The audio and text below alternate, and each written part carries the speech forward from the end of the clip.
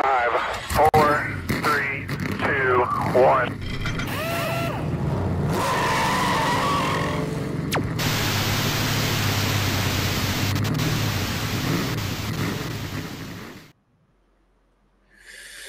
Good morning, good morning, good morning, everyone. It is another beautiful Tuesday morning, and I am here with you, as always, on the ATYL Facebook, YouTube, and Twitter/X accounts, as well as on the Sly Job Sal TikTok Live. Wow, you can really find us everywhere these days, huh? You can find me on Instagram and TikTok all over. ATYL Media is everywhere. Just search in the search bar, ATYL Media, all social media platforms. A really big, exciting, fun kind of show today. Very different after Bubba Wallace wins at Indy. What's up, buddy? Buddy's already in the TikTok chat. Buddy's ready to, we're ready to put the fire in the flames to him today, buddy. We're ready to do it. For those who don't know, Buddy is the Cars Tour extraordinaire, just in general. So we definitely will talk about Stewart Friesen. That came out like an hour ago. So we're getting through it. The show's we've been live for about 6 minutes.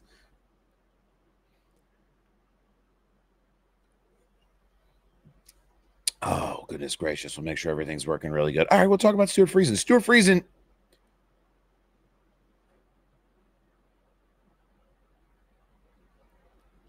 Wow.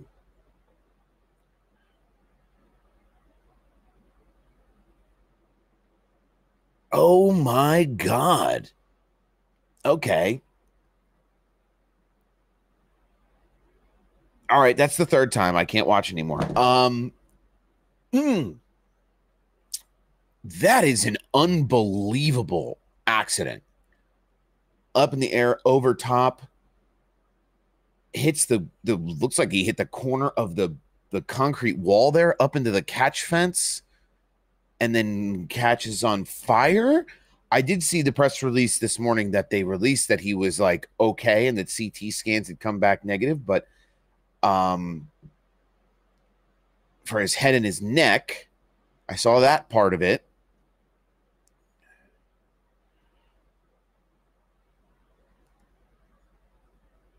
Oh, I like Stewart Friesen. Oh, no. CT scans have come back clear of any head, neck, or spine injuries. Unfortunately, he's still in tremendous pain. He suffered a pelvic fracture where his pelvis is broken into 2 or more places with a large hematoma on the area. Stewart has also fractured his right leg. Both of these injuries will require surgery. He was transferred to a larger hospital this morning. Vitals are stable, and after receiving additional pain medication, he's in better spirits. Wow. Thank you to everyone who has reached out and sent prayers and positive thoughts. Thank you to the manufacturers who have made dirt modifieds as safe as possible and the tracker for their patience.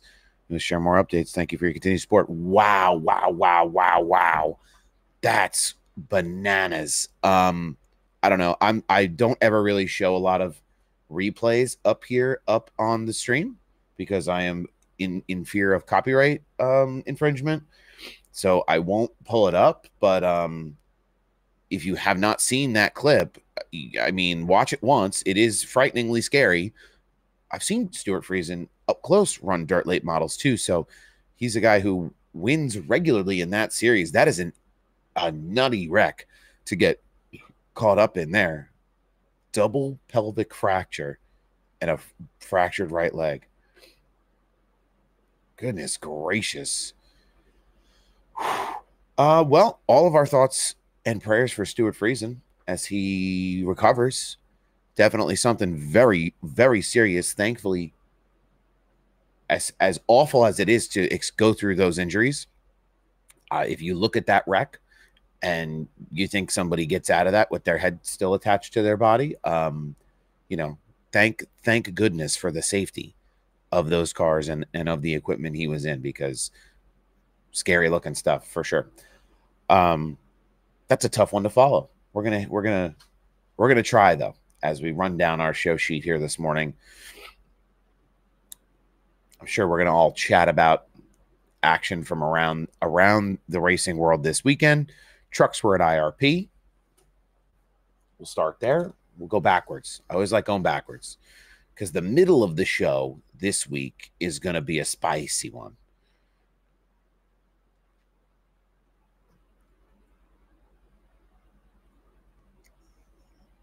It's going to be a spicy. I like it to meet the ball. Lane Riggs wins at IRP. I didn't get a chance to watch this race, but the big news out of this one for me is that we have like this new big three in the truck series, right? I think it's becoming the big three. You can all debate with me as we go on here, but obviously Corey Heim, it's Heim time all the time in the truck series. Lane Riggs, obviously number 2 to Corey Heim, in my opinion. And then Corey Day. This is a kid who, if they gave him a full-time truck ride, these could be the 3 powerhouses of the truck series. Now, Heim probably won't be around in the trucks long enough for it to matter, and he'll move on to something else in the near future, potentially, maybe. I don't know anything you don't. But Corey Day, career best second-place finish. Well, what a race at IRP. That's a track that, like, what if we put the Xfinity car at IRP? Why aren't we doing that? For those who don't know, IRP is Indianapolis Raceway Park, I believe it's called. It's like this whole compound they have, just not at the Brickyard facility. They have a drag strip. They have a bunch of things out there. And this is a shorter track. Well, shorter than what you'd imagine the Brickyard looks like. But it really caters well to these trucks, and they always run it here, and it's an awesome, awesome, awesome event. Lane Riggs, I like Lane Riggs. I don't know. Lane Riggs looks like he would finance me for a mortgage, you know? Like if his fire suit was just black and it had like a bank logo on it, he looks like the kind of guy, like in this photo, he just looks like the kind of guy who would be like, yeah, I can get you a 4.2% interest rate on that, bud. You know what I mean? So I don't know. Something about Lane Riggs and the kind of the competition he has with Corey Heim. Somebody has to keep up. I remember when he won that first race last year, year prior, people were like, oh, it's just a flash in the pan. But they've been able to make that truck really fast. He won at the Milwaukee Mile, I think. So love this for the truck series. Again, it's hard to really talk about the playoff picture for the truck series because Corey Heim is out and away by so much, by so many points that it's like, what are we talking about? Lane Riggs is a car store guy. The more you know.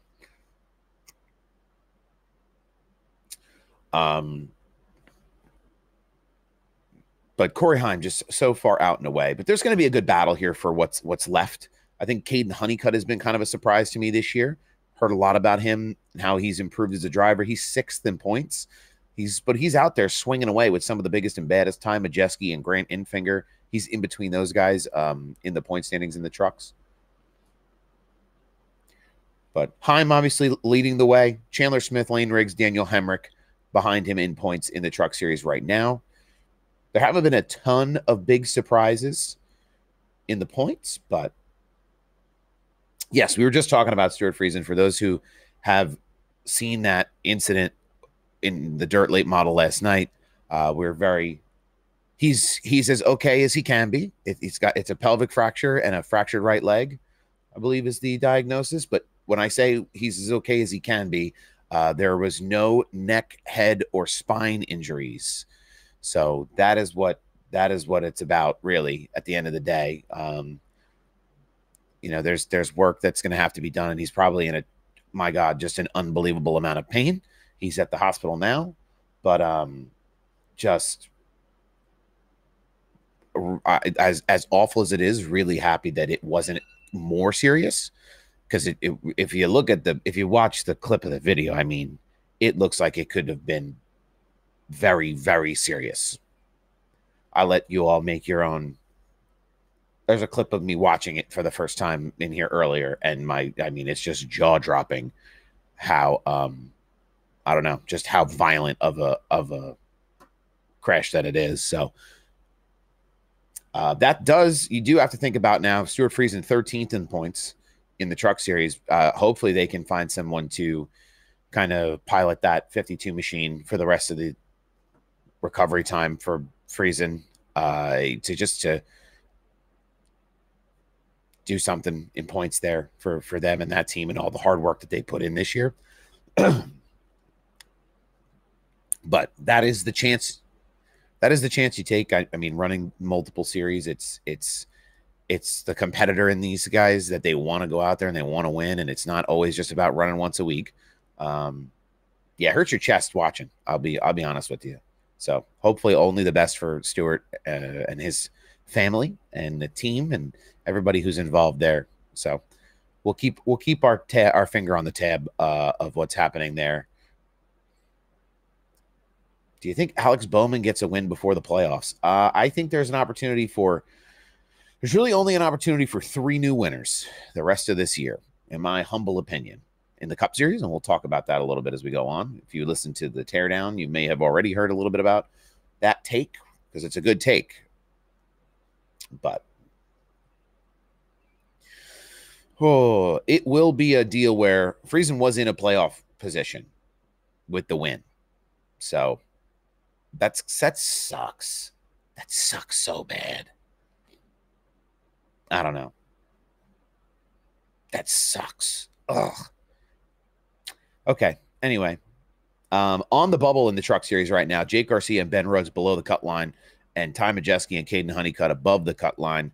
So we'll keep an eye on the 45, the 98, the 13, and the 99 there as they continue on in the truck series season. Speaking of truck series seasons, trucks are at Watkins Glen August 8th. So that'll be something.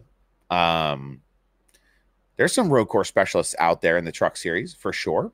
I am curious to see who will kind of step down from full-time cup racing to come and run that particular event. I feel like Kyle Busch would be I don't know how many races he has left, because I know they're only allowed to run like 4 or 5 a year, right? Under contract. So it'll be interesting to see exactly who comes down and who gets it done. I mean, Corey Heim, obviously always the favorite in this series, but we'll see. Watkins Glen, one of those tracks. I don't know. I've grown to like Watkins Glen. I used to hate it. Now I like it. As you maturing is realizing road courses are fun. That's what maturing is. Not 7 on the schedule a year. Okay, we're not going there. But maturing is realizing that road courses are fun. Yeah, buddy, you want 100 road courses because you're an SVG guy. If they put 8 road courses on the schedule, we hand SVG the championship at the beginning of the year. Or we'd have to wait for Zilich. We'd have to put Zilich in a cup car to challenge him.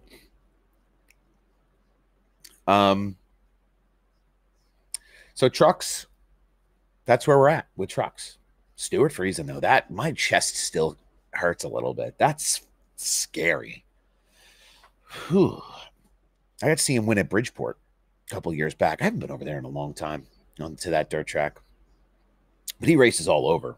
He's one of the real deal, real race car drivers. I know people look at him and they're like, oh, he just runs the truck series, middle of the field. But he's a real deal guy. He runs really good where he goes and really loves it. Oh, I got a little heart guys. Thanks, Chris. Chris and Chris. Thanks, guys. I appreciate it. I'm glad y'all are here. Road courses are criminally slept on. Wish we had multi-view options because of all the action. Someday we'll be as sophisticated as F1 with that like track map that they have. I think HBO Max is going to be the ones that do it. I don't have the subscription to that for the in-cars, but I think based on their experience this year with how many people not just watch them at home, but utilize them in media and in other aspects of the sport, it makes a lot of sense that they would not just continue that partnership, but expand it. So I'm curious to see what they can do, not just at road courses, but at ovals too, in terms of, you know, multi-view cameras and things where you can get access. Also, to talk about like cameras and media access and access to those types of tools, NASCAR has a unique position where other motorsports don't really want the media to see all of that. So, like, you know, if you wanted to put 3 cameras in an F1 car, like, I don't think you'd see that. I think NASCAR is one of those unique places where you have this unprecedented level of access. I mean, Cletus earlier this year in the ARCA car was live streaming from inside of the ARCA car. Like, things like that, I don't think they happen other places. They could happen other places. So, just a uniqueness of the type of racing that we do. And, I don't know, just the interaction level with the fans. Yes, another Chris. We were just talking about it. Pelvis and leg, no head, neck, or spinal cord injuries. So we're highlighting the silver lining that he's, while obviously it's a big deal, it's a big injury to have that happen. We're very thankful that there were no major head, neck, or spine injuries in that deal. Because when you look at that wreck, it's it certainly could have been a lot more. It certainly could have been a lot more than it was. So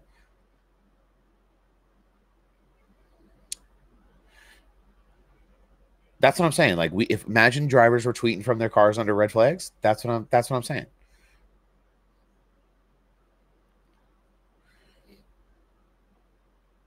Hold on. I have to fix this so I can read the chat.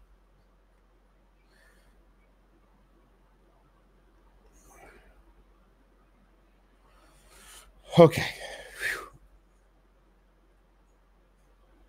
Checking in over here too. Damn. What are we doing today?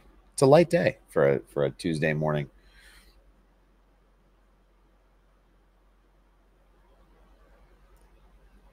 So what did we all think of the Xfinity race? What did we think of that? Now, I love the Xfinity series being at the Brickyard. I think they're the better. I think they almost put on a better show than the Cup cars. I spent some time yesterday, and I know this isn't like real. Like, it's not the same as having real experience, but it's fun to go try to understand how these cars drive at these tracks through iRacing. And I'll tell you, that Xfinity car is just so much fun here. So I hope those guys had half as much fun as I did running out there, for real, for real. Austin Hill is the story of the Xfinity race, yes. I mean, I made a video about it with the clip. It's just so obvious that it's a deliberate hook. I don't think people can sit by and say that it's anything but retaliation, right? And you hear RC Richard Childress is going to be the one to defend it because that's his driver. Okay, I get it. How long does that we're a blue collar race team stuff last in the modern era? And I'm wearing all the Dale stuff, you know, like I'm here for rattling people's cages and stuff. I think there's just a difference. There's a difference between moving a guy and rattling a guy and wanting to pass a guy and then wrecking a guy. I think that is the big difference here. I think a lot of fans are in touch with it, where they understand, okay, that was wrong. And then a lot of fans are out of touch with it.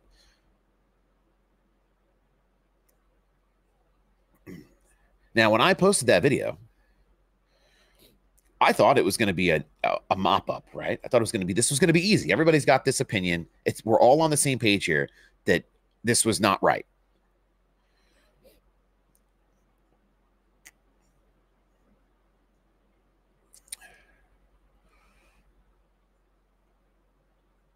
Some people are in here just not even making sense.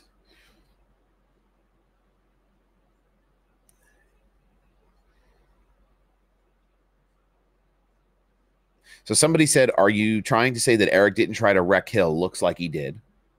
Eric Almirola. If you watch that clip, Eric Almirola's got to go to get to the front. and bumping somebody in the corner. I watched this happen yesterday. If you're the slower car in front and you don't want to get out of the way and you want to play defense on a car that's way faster than you, this is the kind of thing that happens. You will get moved out of the way. What are you supposed to do? What is the 19 supposed to do?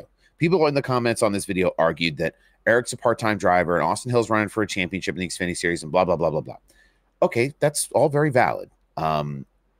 But the little bump and the little move to get around him is not something that is uncommon. We've seen people do this, like to make a move happen when you're that much faster. You can't ride both lanes. You can't block in the middle of a corner because you don't want to get past. And the 19 had cars coming up behind him. So it's time to go. We got to haul the mail. Express delivery. Let's go. Make it happen. And he does. He gets the 19 free. The 19 floats up to the top. Obviously, says he's loose. Says he's loose when he comes back down and cleans out the 19. That is a comment. That is a real comment, buddy, that I got multiple times. Multiple times. That people suspend them both. Eric shouldn't be allowed to run an Xfinity anymore. Absolutely. Eric Almirola literally started it by trying to do the same thing, so Almirola deserves it. That's what this comment reads. If you're 41 and retired, what are you doing trying to race literal kids? You couldn't cut it in the Cup Series, so you go down and race kids. You get wrecked and it hurts. Maybe think about it before you try to end kids' lives again. These are people, real people with brains who they let roam the streets freely in this country, who have these opinions, who have eyes and ears and thoughts and process images and sounds. And this is the result.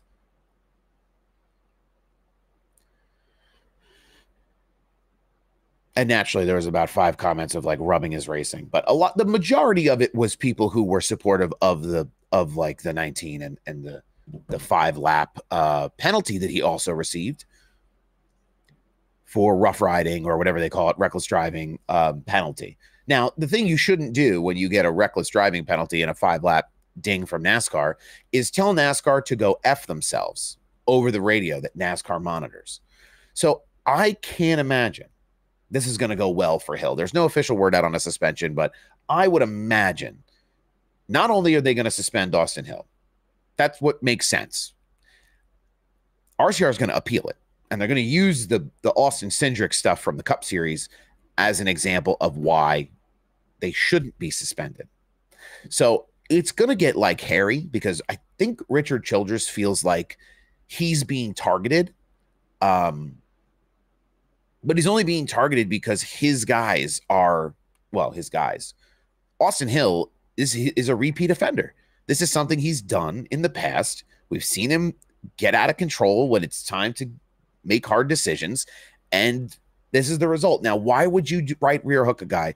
You have to think about it as a driver too. I get it. It's the key to the moment, but like it just shows the overall maturity level. Where it's like Austin Hill's going to compete for a championship this year in the Xfinity Series, right? He's got to win. He's going to be in the playoff.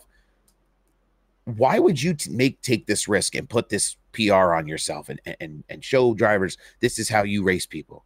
Because guess what? Nobody's going to cut you a break. Not that many people were cutting Austin Hill a break already, but nobody is going to cut you a break. If it's time to go and if you're Austin Hill and you're bothering somebody, that guy now has every right in the world just to ship you through.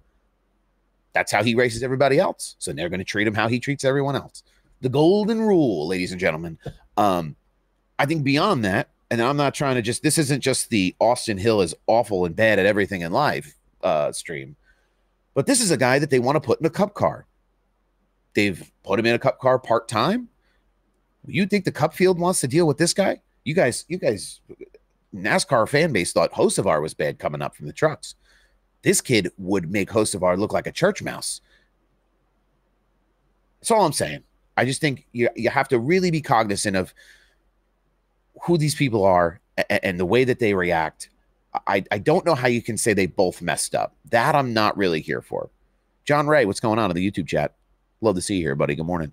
I don't know how you can say both of them messed up, the 19 and the 21. The 19 is ready to go. Also, too, when the 21 hooks them, it's in a part of the track where there is no safer barrier on a 90-degree angle. So again, we talk about crashes and wrecks and how bad it could be. Thank goodness for the safety equipment in these cars. Thank goodness for the safety equipment these drivers wear, the Hans devices, everything that goes into that technology. Because could have been way worse. Again, the 19 was in the way. Are we looking at the same clip, Ken? Are we looking at the same clip? I don't think we're looking at the same clip, Ken. I don't think we are. I hate to be the bearer of bad news on you. The 19 moves the 21 up through the corner, just like anybody else would have done to make an aggressive move. And then the 21 just right rear hooks him and cleans him out as they're side by side. Oh, hell yeah, brother. I think it's worse. I think it's worse in terms of safety. For me, I compare this kind of an incident to when Chase Elliott wrecked Denny Hamlin on the front stretch at Charlotte. Like that is the level of deliberate and the level of unsafe that it is. They should print that over top of the door at Richard Childress Racing. We did talk a little bit about the Stuart Friesen stuff. Again, I will bring it up as people I will give the update as people ask about it throughout the stream this morning. Stuart Friesen involved in a very nasty wreck last night in a dirt late model. Broke his pelvis in 2 places, fractured his right leg. The thing we're highlighting here this morning is that he had no head, neck, or spinal cord injuries. So obviously not a big injury for Stuart. Wishing him all the best. He's obviously in a tremendous amount of pain and discomfort, and there's a road ahead of him to recovery, but no head, neck, or spinal cord injuries. And if you see the video, I'm not going to play it here because I don't want to get copyrighted. But if you see the video, that's where I've gotten to it, where it's like, this is the silver lining of this. What did I say? Did I say dirt modified? I said something else. I don't remember. But the Xfinity Series didn't end with the Austin Hill incident. We'll talk about it again and again and again because people obviously have some different perspectives. Stuart Friesen, a dirt late model. Stuart Friesen broke his pelvis in 2 places, fractured his pelvis in 2 places, and then fractured his right leg. I'm going to pull it up again because I want to make sure I'm reading the actual real information. An unstable open book pelvic fracture, meaning his pelvis is broken in 2 or more places with a large hematoma on the area. Stewart has also fractured his right leg. Both of these injuries will require surgery. That's the official update from Halmar Friesen Racing. I said late model. Sorry. Of course. I'm thinking about late models, though. Early models, late models, mid models, all the models.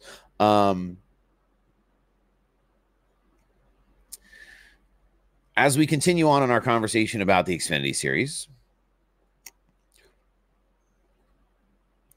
what in God's name is Kyle Larson doing? Can we just get this one out of the way? Can we talk about it, please? All the Hendrick fans can come from my neck, all right? I don't care. What in God's name is he doing racing that 7 car the way he's running that car? Why? Just why? For what purpose? For him to go after the 7 that way and run him as hard as he could. And this is not the first time these two have tangoed in the Xfinity Series. I mean, the last time they got together like this, there was a conversation that happened. Allgaier talked to him and was like, hey, bud, I know this is your like happy playtime series, but we're out here running for our living and you need to cool it out. That's paraphrase. I imagine that's what was said. I don't think there's real quotes from that conversation. But like, if you're a fan of Kyle Larson and you're watching him race that way at the Xfinity level, like he wants to go down there and beat everybody. That's great. But you're not going to go down there and run every race like he did at Bristol, right? These guys are talented. And I think Kyle Larson does absolutely, when he goes into those situations where he knows he's going to win, in his mind, he knows he's going to win. He expects to win. He drives it really hard. and too hard. I love it. MJ, tired of Larson taking out my favorite drivers at IMS this year. I don't know why. I don't understand.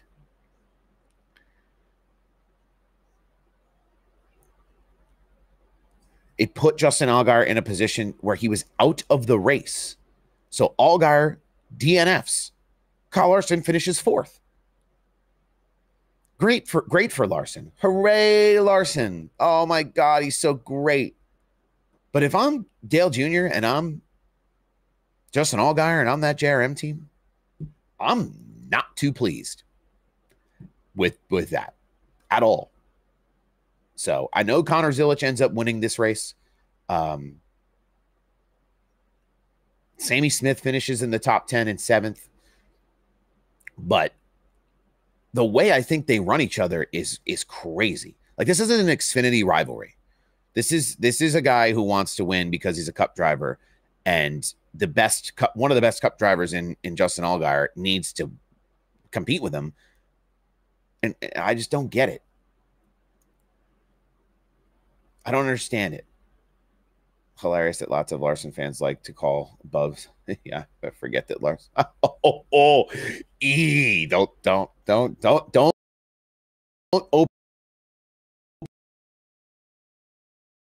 the book. Don't open the history book that far back. People don't want to learn, apparently. Yes, big for Stuart Friesen again. This fractured right leg in an accident in a dirt modified.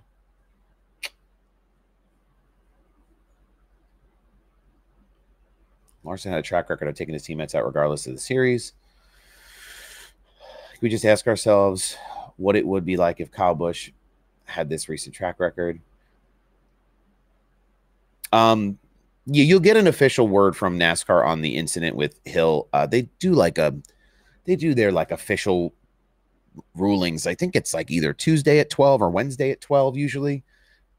That's usually when the media gets availability to hear from them and a release goes out.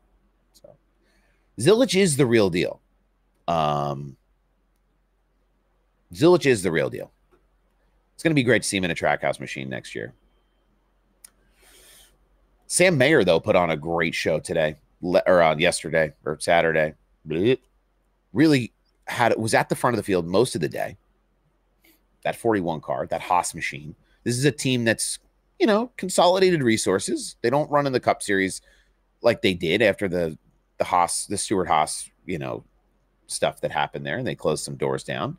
But an awesome second place finish for him. Taylor Gray finishes 3rd, Larson in 4th, and Ryan Sieg just quietly hanging around in 5th place.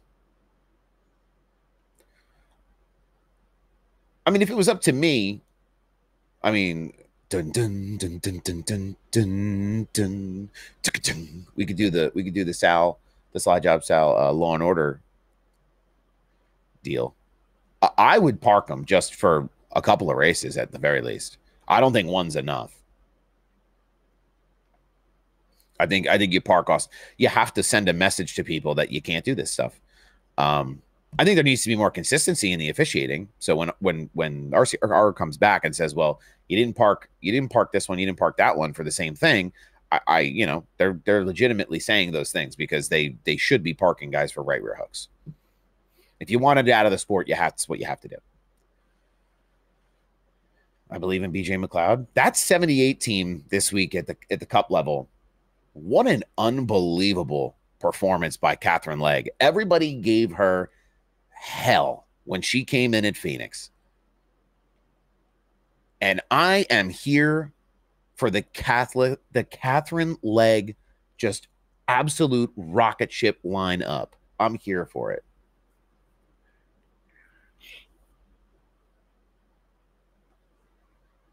She had a great run on Sunday, finished 17th.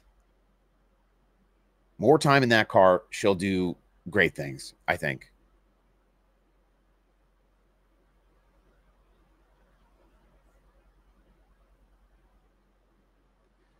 Not sold on Zilich. At least 7 wins.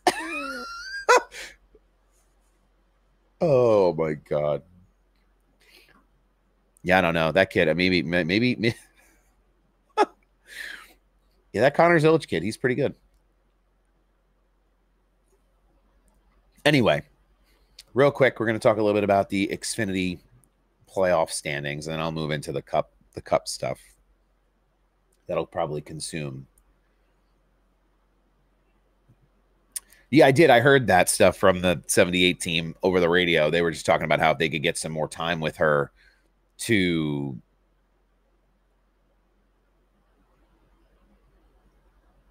if they could get some more time with her on track, like testing sessions, I think they really feel like she could be a killer out there. And I think they're right. Let me go back over here. Boom, boom. So the Xfinity Series playoff picture. Justin Allgaier still leads the points. Connor Zilic hot in pursuit behind him. Only 21 points separating the two drivers. Sam Mayer in third. Jesse Love moved up a spot this week to fourth. Austin Hill in fifth. Brandon Jones sixth in the points. Quapple, Creed, Gray, and Sammy Smith rounding out the top 10. Keep in mind, Nick Sanchez has a win this year. He's locked in. He's in 12th in the points. So it'll be interesting to see how it all shakes out as the Xfinity Series continues on to Watkins Glen next week. This was a race last year, or yeah, August 8th. This was a race last year that Zilic absolutely just put the afterburner on and smoked them. So it'll be interesting to see what they do with him. It's when you go to a track like Watkins Glen and there's a talent like Connor Zilic, there's really only two ways to beat him: just straight up or getting rough. So I hope that they don't. I hope that everybody runs nice and clean and has a good race, and everybody learns something from Connor Zilic, because I do think he's just going to go out there and blast them. So I just started blasting. I don't know. Everybody here watches It's Always Sunny. Great show.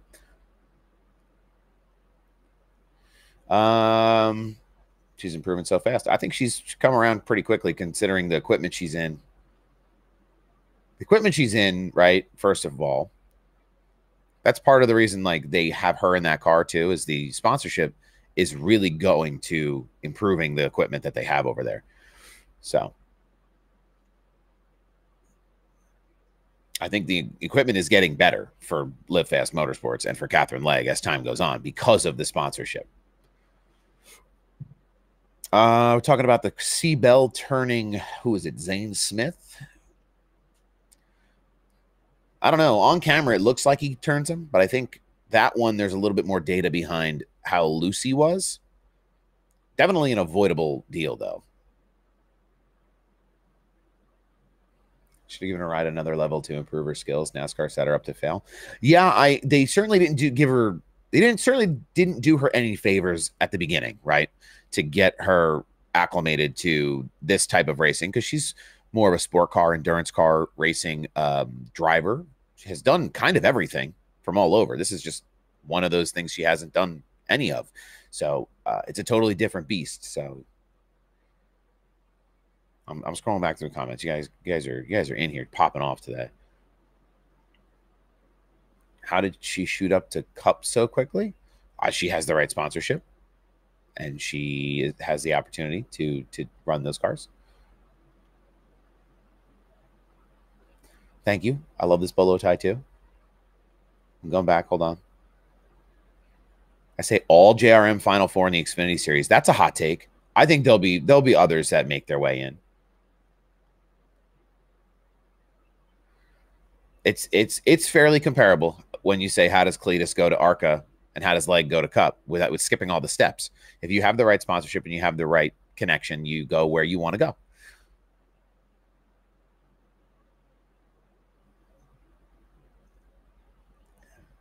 I think, again, I'm still catching up. Still catching up on the comments. But I think Christopher Bell, it's less about right rear hooking a guy or hooking a guy in general, and more about that car just being super, super booty cheeks loose. And I'll let you all debate on if Cletus took the test or not to be in the ARCA on your own, because I don't have that information in front of me. Chris is a part-time ARCA driver as well. So I feel like he would have the information, you know, feel like maybe he'd know. Maybe. I don't know. But anyway. Xfinity Series always provides some interesting storylines. The Austin Hill stuff, that Richard Childress team, why don't we do that? I've talked a lot about them on here, right? I'm waiting for Dale Jr. to buy into that team at the Cup level. I think that is what needs to happen. It gets more apparent all the time. It doesn't make a lot of sense for Richard Childress Racing to continue operating the way they do. And even after Dover, RC talking about how they need better cars. I got to get more cars, and we got to get better cars. And I think there was some conversation too from them about how they're not really getting as much manufacturer support as they anticipated or as they feel they deserve.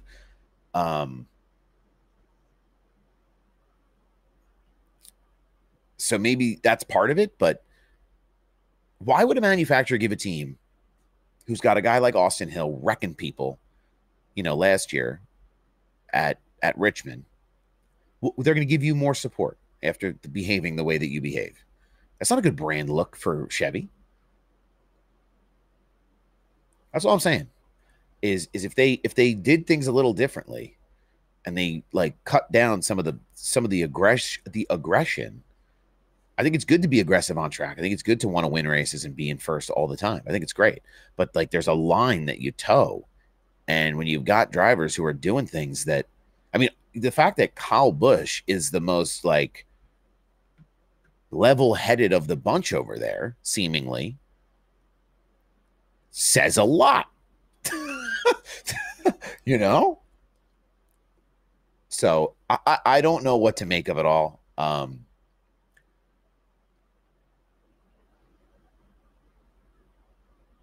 They'll never get the support from Chevrolet that Hendrick gets. It's a good point.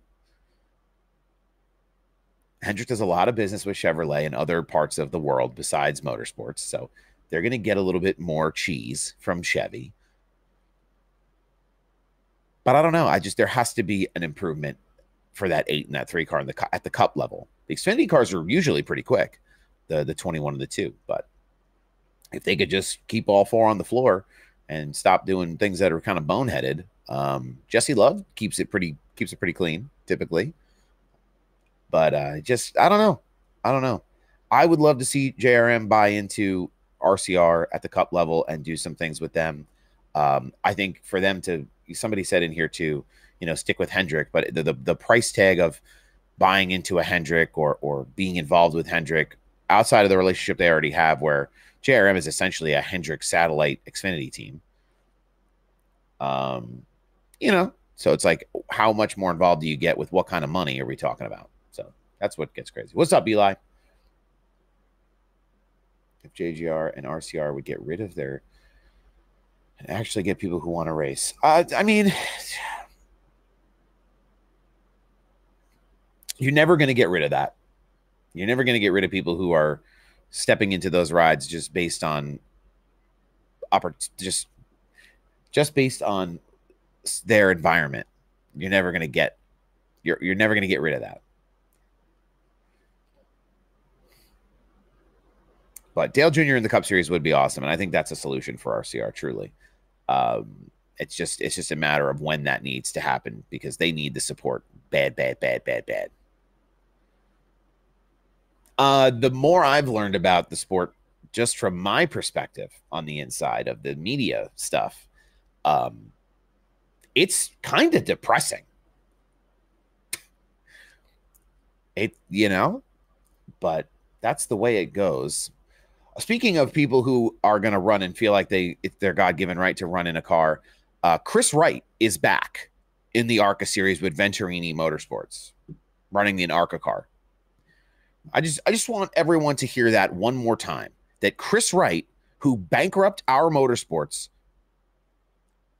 bankrupt that team, put them out of business, is now back running a car for Venturini in the ARCA series.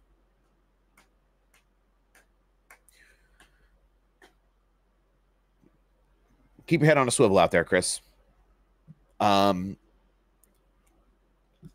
This is a guy who wrecked enough race cars, essentially, to put our motorsports in the dirt. And our motorsports was running that 5 car with Anthony Alfredo the year prior, and they were getting good finishes. They were competitive. It's a classic example of just because somebody comes in with cash doesn't mean it's the right business decision. Like the money is not the money up front is not always going to fix everything, and it didn't. It made it worse.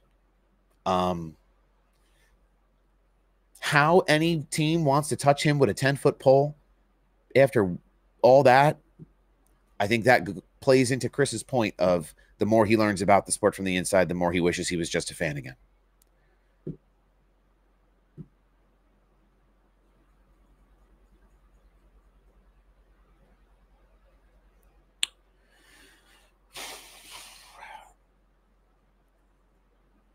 Crazy town. Really crazy. Really crazy stuff. We're getting crazy. But I cannot believe that he's back. When I saw that tweet, it was I don't know. Just absolutely hurt my brain. Chris Wright back in the ARCA series. Part-time next year, I believe.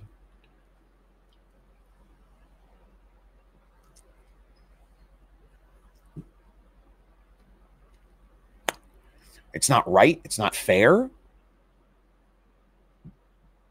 There's talent at every short track in America that could sit in an ARCA car or a truck or an Xfinity car or a Cup car. And people like, I'll go on the tirade on Chris Wright. I don't know this guy. Never come across him. But after the stuff with Balicki, like that was the initial deal, right? He blamed his spotter. He did this, he did that. I mean, I can't imagine this guy. A ton of people in the garage respect this guy at any level. So he's just out there. He's just out there doing go-karts, doing bumper cars. Like, oh, I can pay to do this, so I'll do it. His family owns a bank, a series of banks, like a franchise bank. So for those who don't know, it's very easy to figure this stuff out. You just peel back that layer, and all the questions get answered in a real hurry.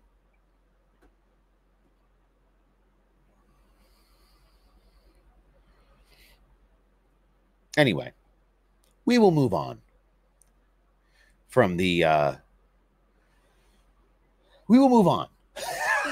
I appreciate everybody who's in here. I think we got about 30 folks here in the TikTok lab this morning, and a couple more here on the ATYL Media channels, Facebook, YouTube, Twitter /X. If you're in the chat, say hey to everybody. I love when the chat gets involved with the chat, even while I'm talking about something else. The community experience is what we're all here for. I'm about it. Coming up with some good things to talk about. Coming up with some good talking points. You guys help make the show what it is, so I appreciate it tremendously. Big shouts. Chris, Buddy, MJ was in here earlier. Steven's in here. Chief's in here. Cody's in here. Ken's in here. Andrew's in here. I'm scrolling way back. Way back. Paul's in here. I saw Paul yesterday all over the place. Steven's in here. KNS Sim is in here. A lot of other Chris is in here. I don't know. Here we are.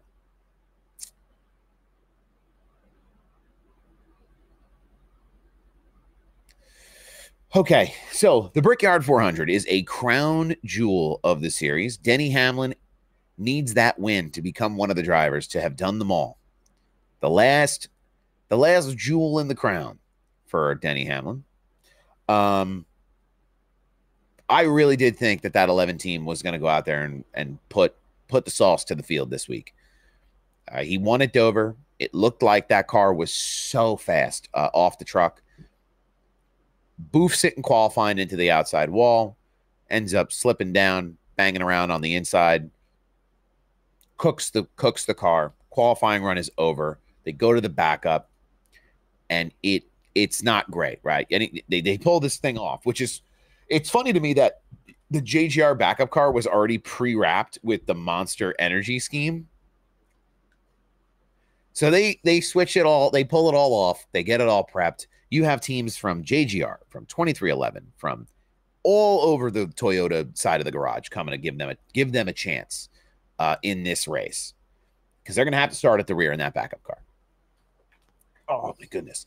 And for those people who hate on Denny Hamlin, I mean, this week just shows people why he is as good as he is. I mean, he's got that 2-year extension he just signed, which is news to some folks maybe, but he just signed that extension as a driver to run 2 more seasons for Joe Gibbs in the 11.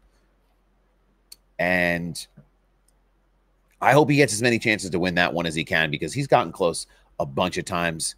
You know, I think he mentioned it this week, talking about looking back on his career at Indy, where the hood blew up one time and wrecked the roof, blew a tire in the lead to miss out on a win. And then this week, it looked like he had an absolute rocket ship until the qualifying stuff happens. And I mean, he had a rocket ship in the race too. He ends up finishing in 3rd. He very easily could have seen himself contending for the lead. You know, they really managed the pit cycles, and they were able to kind of get all their position back by the end of the 2nd stage. It just goes to show you how much better their equipment is and how much better Denny Hamlin is than a lot of the drivers in the field. Like, that's not a knock, because Denny Hamlin is him. I think Denny Hamlin is the best driver in the series right now.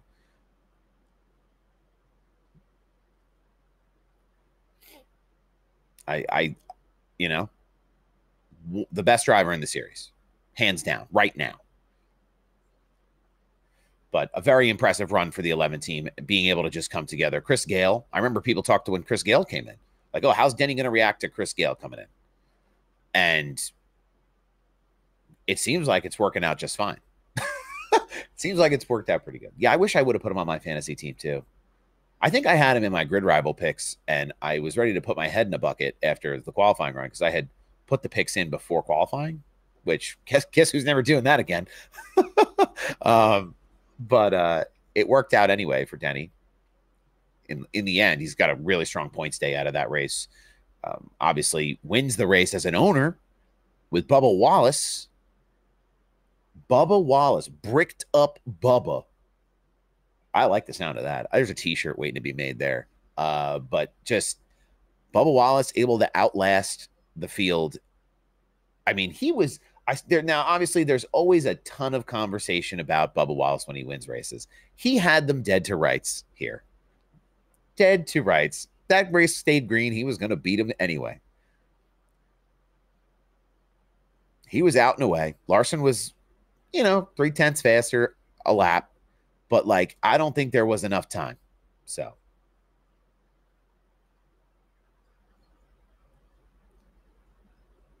Okay. I'm a massive Bubba Wallace fan, so I love Denny Hamlin by proxy. Been watching since it started up. Yeah, it's awesome.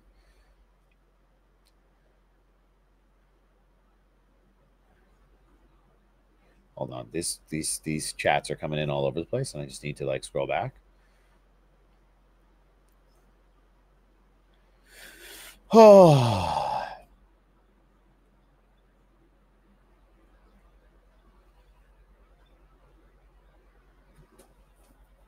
I don't know.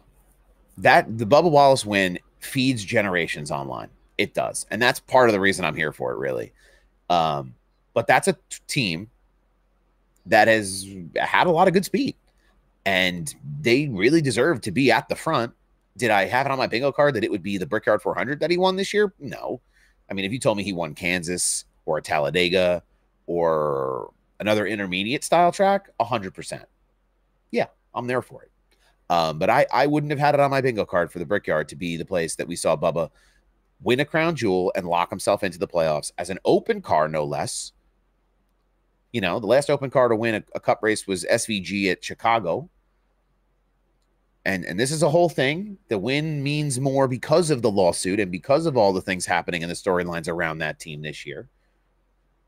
Like, I have to imagine that, like, Steve Phelps is like, what's the meme where the guy's angry with the mask on?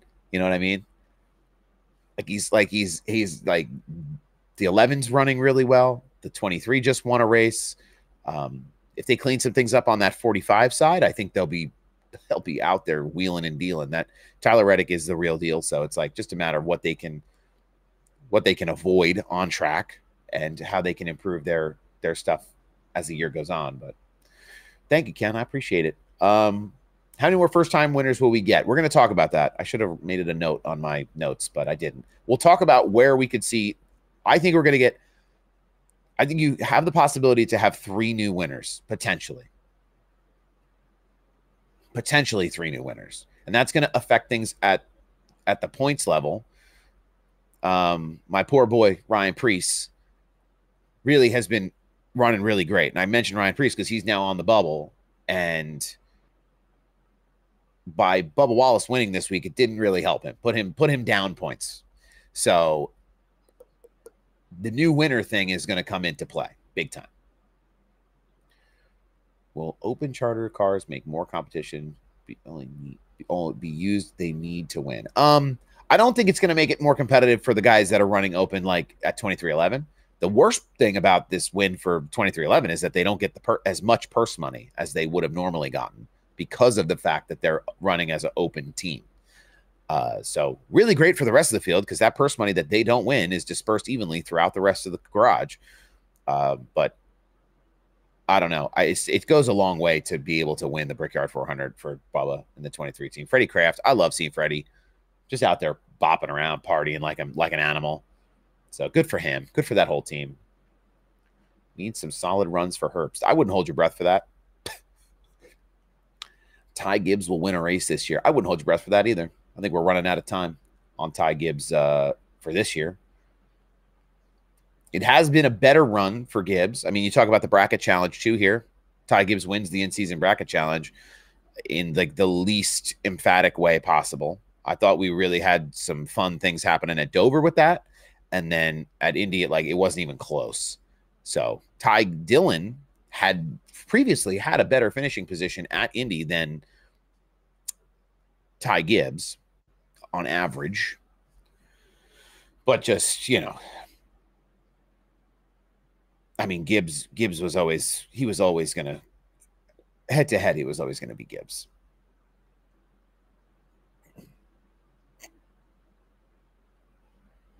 Yeah, the money stuff is really, the more you dig into the money. Well, I had put out something earlier in the week that was like, yeah, it's a great weekend for guys named Ty whose grandpas own cup teams. That's the beauty of being born with the right last name, at the very least. They got to still go out there and make it work and get the skills, build the skill set, but whatever works for them.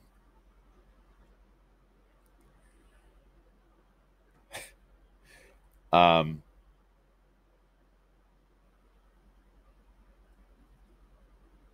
want to pull up the results from Indy, the full results. So Bubba Wallace wins this race. The rain almost came to spoil the party late. Fuel mileage, I think him and Larson were both kind of around the same fuel. I like that little percentage bar that they put up on the broadcast on the running order, right? So it showed like on average how much percent fuel did they have. And I thought that was really good. Like we had the burn bar in the prime broadcast, but the percentages, it's like your iPhone. I think it compares better for people. You can rationalize that percentage number better than like, 4 miles to the gallon. Dumb it down for people even more. And I think that's what they did in a good way. So like, I think they showed Bubba had like 11% left and Larson had like 16% fuel left. So it's something different that TNT brought to the table that I really enjoyed, especially maybe in other fuel mileage races. They bring it back. Could kind of give folks a idea because you're talking about like tire wear is based on your fuel or on your last pit stop. So, pit cycles. And then the fuel itself is really different because it's how much better can you manage fuel? Like Joey Logano, he says he's saving fuel. He could drive across the country with what he's got saved. Well, I said this with NASCAR John, and if you haven't listened to the NASCAR John interview, I was supposed to play that today, wasn't I? Pretty sure I was. Anyway, we talked with NASCAR John. We've got some clips going up on social media. You can listen to that. The Hot Lap Yap on Spotify. It's also on YouTube. But I said it then. It's like NASCAR writes at a 10th grade level, but reads at a 5th grade level. Like, you have to keep things simple. Like, NASCAR as a sanctioning body loves to make things more complicated than it has to be. And I think it's true throughout. You know, we don't like, we're not a technical bunch. The average fan is not a technical bunch. It's not like F1 where everybody's sitting here understanding the 55 different tire compounds or whatever. It's a simple, keep things simple. And I think that's what they are trying to do with the broadcast. And I thought they did a great job with that. But yeah, Bubba able to stay out in front. He led 30 laps of the race. I mean, it's not like it's a fly-by-night win where he just comes in, sneaks to the lead, the rain comes in, and it's over. You know, ran good lap times, beat Kyle Larson. Just the 23 also qualified really well here too. He qualified second. He almost had the pole over Briscoe. I mean, it's just a strong weekend for him all around. So when I see people getting in the comments and making these bombastic, wild claims about Bubba Wallace this and Bubba Wallace that, and Kyle Larson backed down, and this one backed off, and the field let him win, and my God, like, the delusion is at a whole new depth for some folks who just can't seem to cope with the fact that Bubba Wallace won this race. And I know why they can't cope. I mean, it's very obvious that people have a bias. And it's befuddling to me. He's a race car driver. That's what I see. Now, this is a great point. And someone brought this up in the comments threads of some of the other things that I posted too. NASCAR is going to let a driver win from a team that they're in a lawsuit with, that they don't want to see this team exist anymore. If it was up to NASCAR, they'd be out. That whole team would be gone. Meanwhile, here they are kissing bricks on national television as an open car in a lawsuit with the sanctioning body, taking home one of the most prestigious pieces of hardware in the sport. So if you don't think this is a legitimate win, I don't know. I don't know where you're at. I'm lost for you. Anyway.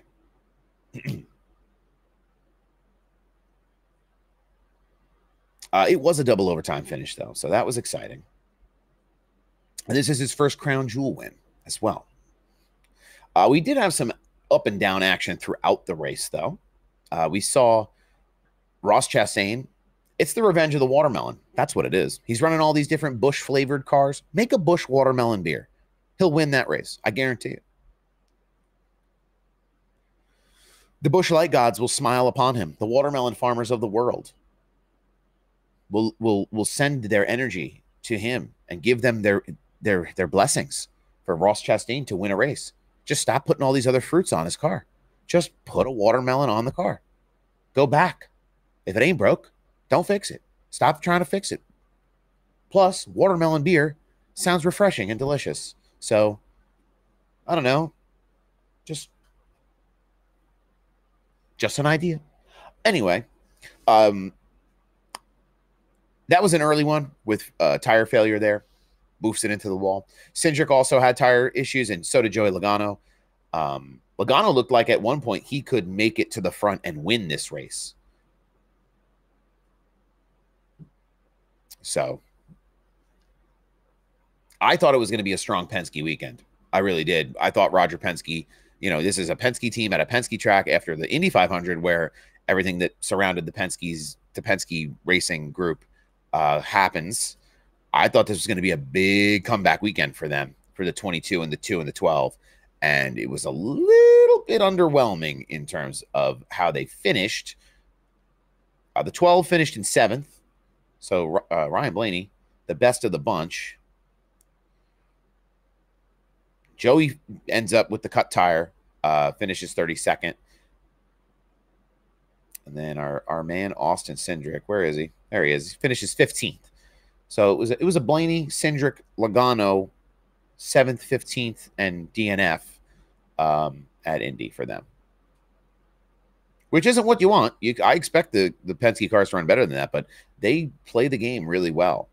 And they understand how the playoff model works. They're not going to go out there and bust their nuts over races that don't mean championship time. Yeah, Ross did win at the Coke 600. I'm not saying he's not a good driver. I'm just saying it's just the curse of the watermelon is shadowing over him. Anytime he runs these fruity Busch Light cars, it's never good.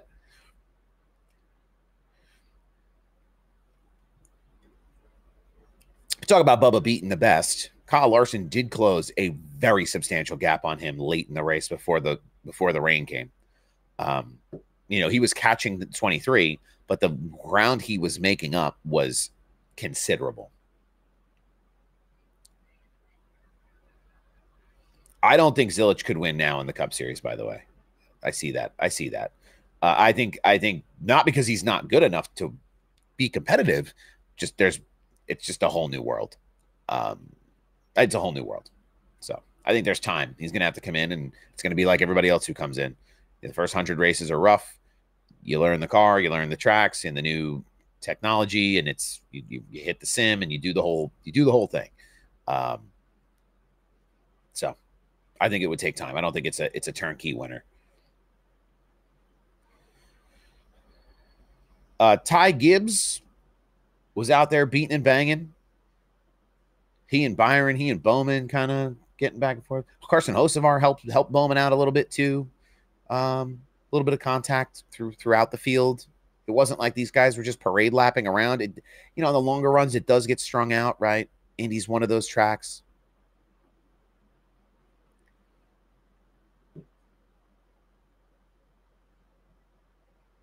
But this is Bubba's first win in 100 races. The first one since 2022. Definitely not a fluke. One more time for the people in the back. It's one of these races where the team came together and put together a performance worthy of a win. So whether it's catching cautions or flipping strategies, or it's avoiding wrecks from Bubba in the car to the crew chief on the box to the spotter to the guys in the garage to the guys on pit road, it was just a fully holistic kind of team effort to get that done. So really happy for them. Puts them in the playoff. It will shake things up in terms of point standings, but I don't know. That's what it's all about. Ryan Preece finishes 4th here. Keselowski finishes 5th. We've seen good speed out of those RFK cars in the last couple of weeks too. It's been quiet though for the 17. Chris Buescher, I mean, in 14th place finish, but we know what happened last year at Watkins Glen with Chris Buescher. So I'm curious to see if they bring that same kind of intensity back.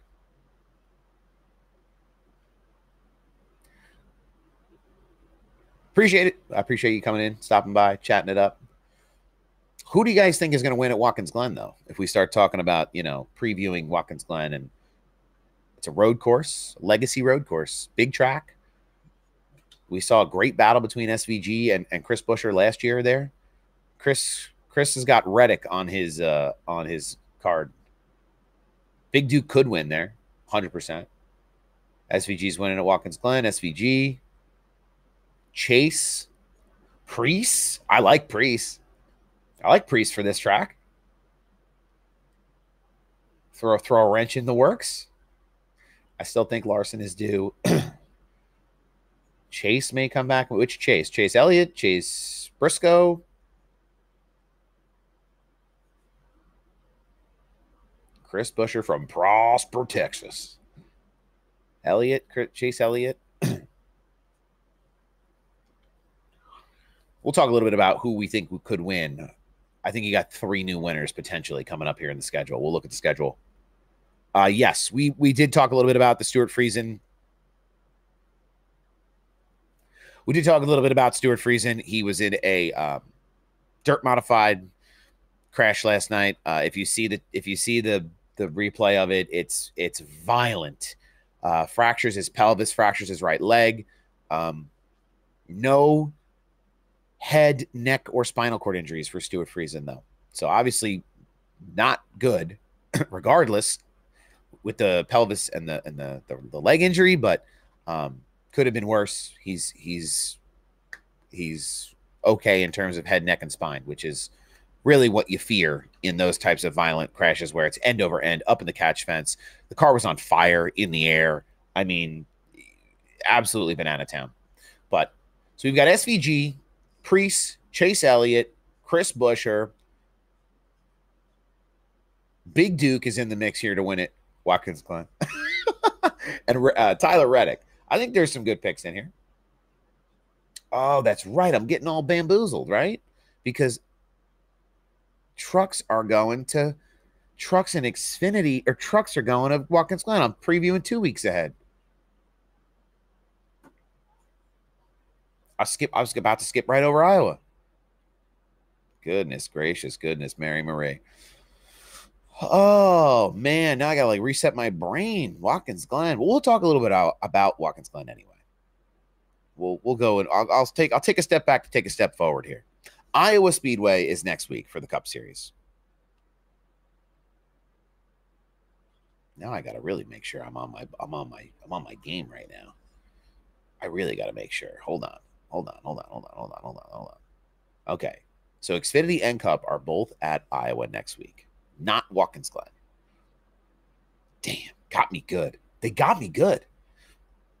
After talking about the trucks this morning. Anyway, Iowa's one of these tracks that I don't really understand well. Not going to lie. I believe it was Ryan Blaney who won there last year. It's the Iowa Corn 350 powered by ethanol, which just talk to me about a more appropriate sponsor for a race. There's never been one. Thank you, TJ. I appreciate that. I did radio in my time. I always say that I love radio, but radio never loved me. That's what I'd love to do someday, is to take I think like when I do my interviews with people, I talk about like what is the long-term goal for you in the industry. And I think for me, like I would love to be a part of a production on Sirius XM NASCAR 90. I don't think they would allow that.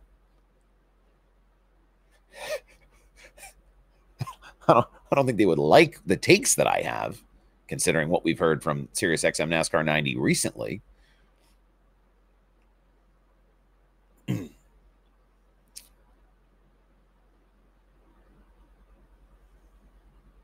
Anyway, Iowa is one of these tracks. Let's get some track information up here about Iowa. I know MJ was just out at Iowa. MJ and Andrea, part of the ATYL Media fam. They were out in Iowa for the IndyCar race. Tornadoes, Lions, Tigers, Bears. I think Bubba Wallace is good for the sport too. NASCAR pushing 23 minutes to wins to keep people to. I don't think that's what's happening, Chris. I think they want to bury that team, if anything. Anyway, Iowa Speedway is a 0.875 mile oval short track in Newton, Iowa. Since its inaugural season of racing in 2006, the track has hosted a variety of racing events, including sanctioned NASCAR and IndyCar events. NASCAR purchased a facility in 2013, and Eric Peterson currently serves as the track's president. It's an itty-bitty track. It is like a short track, I guess. Is it a short? Would you consider it a short track? It feels like, so I used to run the trucks, the C-Fix trucks here, and it raced like a short track, but it's bigger than a short track. I don't know. It's a little confusing. It's like how Indy is a big track, a 2.5 mile track, but it races like a short track because you have such heavy braking into the corners. I want to go here just to see the scenery at this track. Now, this is a sold-out event, by the way. This is a sold-out event at Iowa for NASCAR. Now, we're not here to promote IndyCar slander, but I heard that the IndyCar attendance was not what it could have been. And I think the only reason is because people in this market they just want the roundy round boys.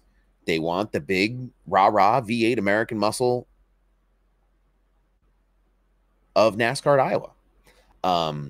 Don't get me started on the Iowa Speedway marketing for Indy. Was it not what it, I mean, I don't know, but I imagine based on that comment that it probably wasn't what it should have been. Hey, but listen, IndyCar is going to really promote Thermal Club. So that's, you know, that's really where the market is, right? I'm teasing. I'm teasing. I hate everything about Thermal Club. Anyway, I heard my first commercial for the IndyCar race the week of the race. Yeah, it's not an awesome play by IndyCar to promote the race at the beginning of the race, at the beginning of the week. Like, you got to lead up to it, make it exciting. Maybe I'm wrong and someone can correct me, but I don't think IndyCar is really super into promoting oval tracks. It feels that way, even though the Nashville race was killer. The clips from it I saw were awesome. I don't know. I like the roundy round in IndyCar.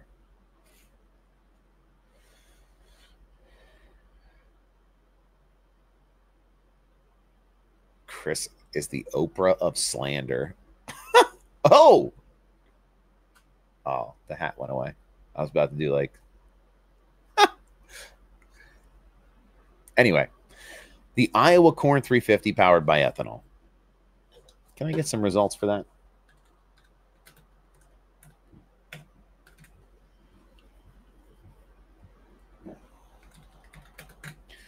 Okay.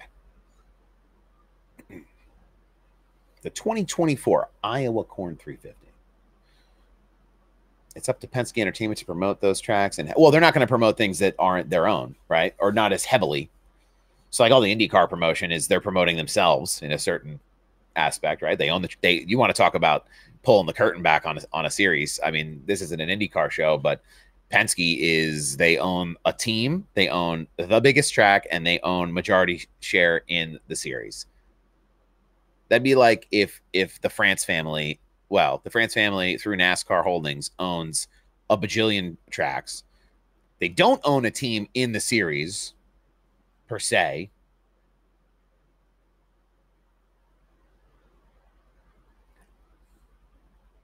I don't know. Anyway. Would you be absolutely flabbergasted if you don't hear any penalties for Hill or RCR? Yes, I would be flabbergasted is the best way to describe it. I think there will be penalties for it. Can we also point out that Chase Elliott hasn't finished out of the top 20 yet this year? Yes, Chase Elliott has had a fantastic year. I think people who criticize Chase Elliott are out of their minds.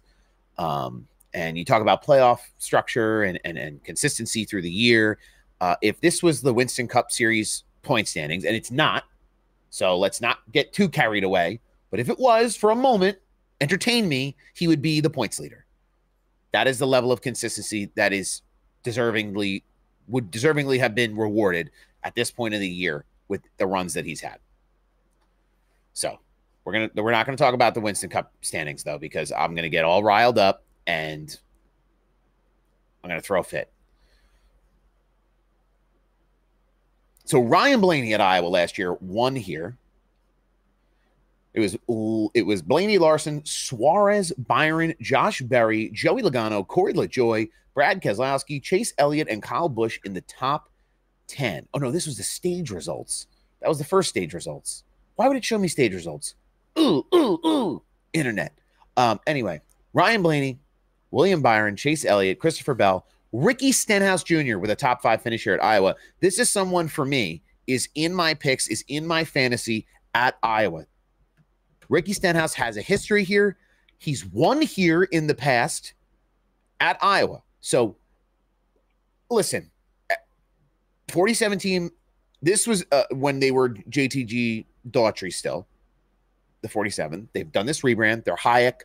I think they're better now than they were last year, that 47 car. You talk about consistent finishes. The first half of this year, he was just banging them off. One bang, bang, bang, bang, one at a time.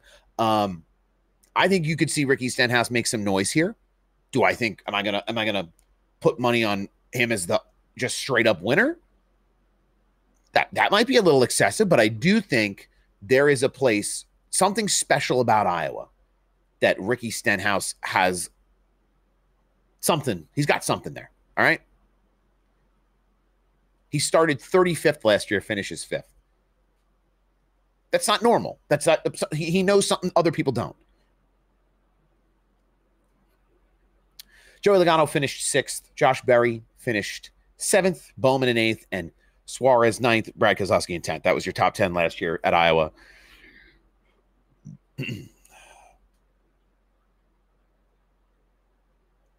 Now, picks for Iowa. Let's hear them. Who you got? Let's get your picks for Iowa, ladies and gentlemen. I'd probably say it's going to be Blaney domination again. I think the Penske cars have a real strong shot here. Priest, MJ, is that MJ? Who's going to win the championship this year?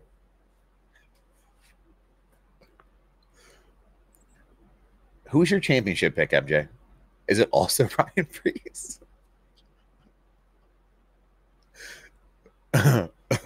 I love Ryan Priest.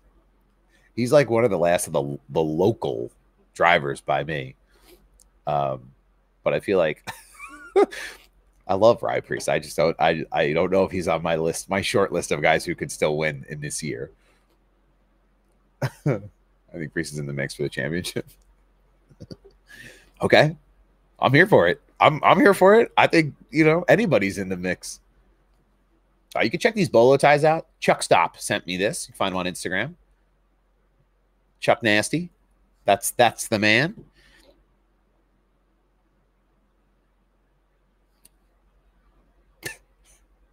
I'd like that though. I think anytime now, like, hey, who do you think is going to win? Ryan Priest. Just immediate answer. I think that's what I'm going with from now on. I want to see him win. It's just, I like to see Briscoe win a few more. I mean, he had his chance to win more already this year. I'm not a certified Briscoe hater, just a part-time Briscoe hater. No, I'm just kidding. He won the pole on some of those races. What do you have? 4 poles this year? Like, those were his chances to win more races than he did.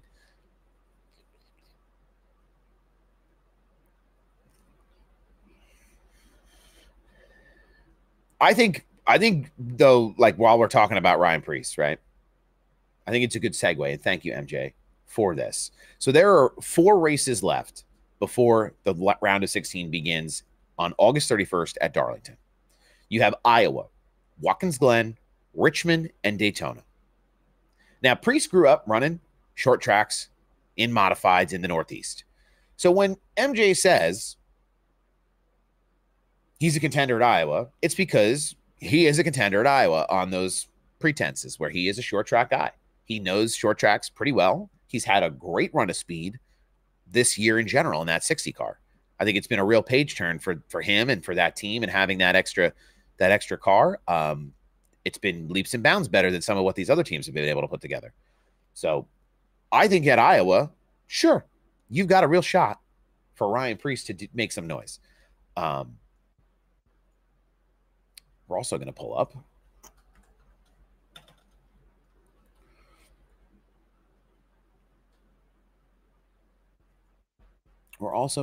I wish I could sort this list too. Tyler Reddick hasn't won a race yet this year. So does Tyler Reddick point his way in? He could. But again, Tyler Reddick, in my mind, could win at any of these tracks. He could win anywhere at any time if they get him set up right. His best chances to win in this season are probably behind him now. But there's still great opportunities for him to win his way into the playoffs. Alex Bowman is a guy who I could see winning. One of the 3 I could see winning his way in. It would really do some damage to the drivers on the bubble. But Alex Bowman is someone. You talk about Daytona, the 48. It's the 48. It's a Hendrick car. You talk about Iowa, maybe Watkins Glen. I don't think Bowman is a real heavy road course guy. He's run well at the Roval in the past. But anytime the 48's on track, it has a chance to win, in my opinion. So they've run well this year. They've run pretty consistently. He's in 9th in the points right now. Chris Buescher at Watkins Glen is one of these guys who could also be one of the 3 new winners the rest of this year. Whew.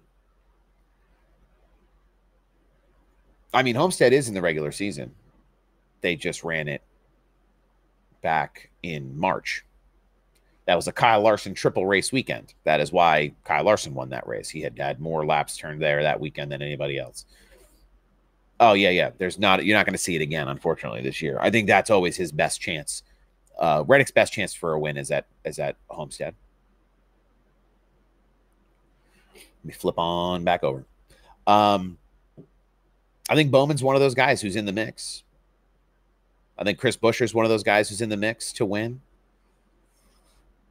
Ryan Preece on the bubble might need to win to make his way in if things continue to go this way.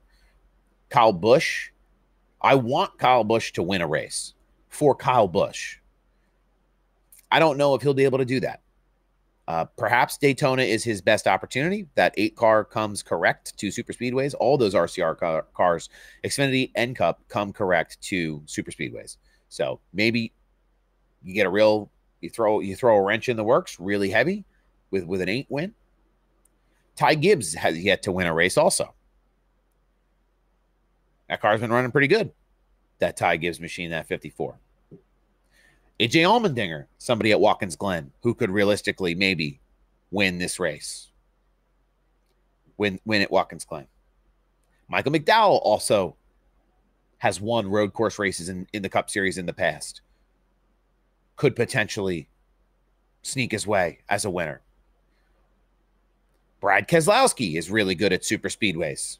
Carson Hocevar. A lot of hype around Carson. Could he win a race this year? He's toward the bottom of my list of potential new race winners this season, but goodness gracious, I mean, he has put a lot of people to bed over how talented he's not that good. He is that good running in that equipment. Let's not count out the 47 of Ricky Stenhouse Jr. Wonderful super speedway driver. I think that's about as far down the list as I'm going to go. But there's a lot of opportunities for new winners this week, next week, the rest of the regular season. It's a little frightening to me to think that we only have 4 races left in the regular season. I want to go to Watkins Glen so bad. I don't know if I'm going to get there. We'll see, potentially. It's kind of within spitting distance of where I live. Maybe Richmond. I think I'm kind of cooked the rest of the year, though, to be honest with you. Bristol, Darlington, maybe New Hampshire, I'll go around at 12. Anyway, to me, though, this week at Iowa, I think based on last year, I think Kyle Larson could have a breakthrough week and finally get there. Now, we talk about all the potential new winners. I am a big fan of just letting guys – I think there has to be some kind of – I hate the win and you're in stuff. So it's like if guys are running good enough to point their way in, I want to see them rewarded for that consistency every week. Like if Chase Elliott didn't have a win this year, like he still deserves to be the points leader because he's running the best consistently every single week the entire year. Like this isn't like other sports, right? It's not a playoff series. You know, it's how are you running all year long? Like every track is different. It's not like stick and ball sports. The parameters of the game are not the same every single week, like a football field. You know, you go home games, away games. It doesn't matter. It's all the same. You play as well as you play in the parameters of the game.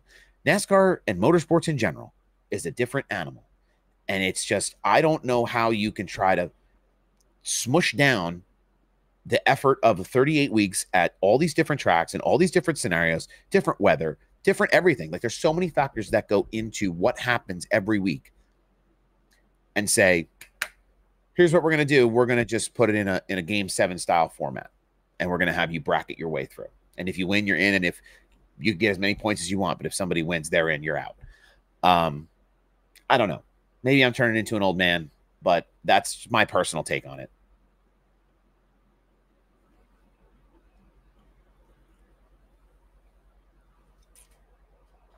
San Diego race was confirmed, yes, for June 19th to the 21st. That is the Coronado Island weekend. I was going to go. I was going to swipe the card. I was going to buy the tickets. I was going to get the flights. I have some work friends who live in Southern California that they don't even watch NASCAR. They were going to meet me out there. We were going to have a party. I was going to cosplay them as NASCAR fans for the day, and they were going to follow me around, and we were going to have a good time. It's the week of my wedding, the weekend of my wedding, the 20th. I get married June 20th, 2026. And the missus, I don't think, is too interested in moving the venue to San Diego. So I won't be there. I will be living very vicariously through everyone else because it's going to be a wonderful event. It's the Navy's 250th birthday. If you have the opportunity to go, do it. Any updates on Stuart Friesen? No new update in addition to what you may have already seen. Fractured pelvis, fractured right leg, no head, neck, or spinal cord injuries for Stuart Friesen in that dirt modified wreck that he was in. Okay. But anyway, what time is it? 9:30? I'd love to know what I did with this video. I did something with it, and I don't know what it was. What did I do, baby? Oh, no. Oh, you have to master the game to win? You have to. That's the Penske way. Sorry if I missed that. That was a minute ago. Okay. But yeah, it's the whole thing. Anyway, there's lots of opportunities in the win in your in system to have new drivers push their way into the playoff. I think it's really still a hornet's nest of who could win. Talk about Reddick at Watkins Glen. You talk about, I talk about Stenhouse at Iowa. Who knows? I think the Penske cars will be strong there. I think Larson will be really strong at Iowa. Especially the way that track is laid out with that big strip of repave at the bottom. It makes that track a little bit different to try to understand and to race because you're running new track through the corners, old track down the straights. So there's definitely a little bit of confusion there. I don't know. Is it confusion? A unique style of racecraft is required at Iowa to get used to that. So, oh man, I can't believe I forgot about Iowa. I was supposed to go to Iowa. I was supposed to go to Indy, and then I was supposed to go to Iowa, and then I was supposed to go to Watkins Glen, and it didn't. I knew that was a little ambitious, and I knew that wasn't going to happen, but we were close on a plan to make that work. It would have been the NASCAR summer road trip, but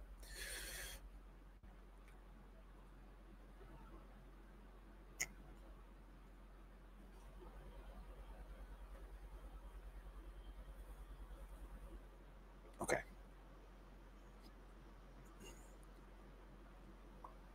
Anyway, so we've got about 20 minutes left in the show. Let's see what I can do here. Hold on one second.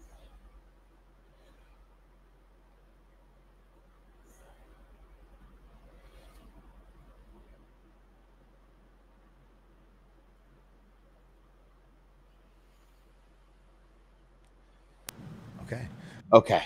There's John. So we can play this interview of John. It's a little bit long, not gonna lie. Uh-oh. Oh, there I am. It's a little bit long. So if you're interested in this, I will play it.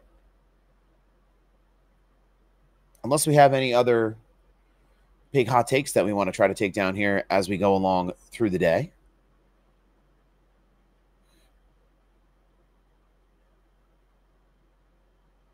Any new updates here? Somebody sent me something about Stuart Friesen. Okay, it's the same update.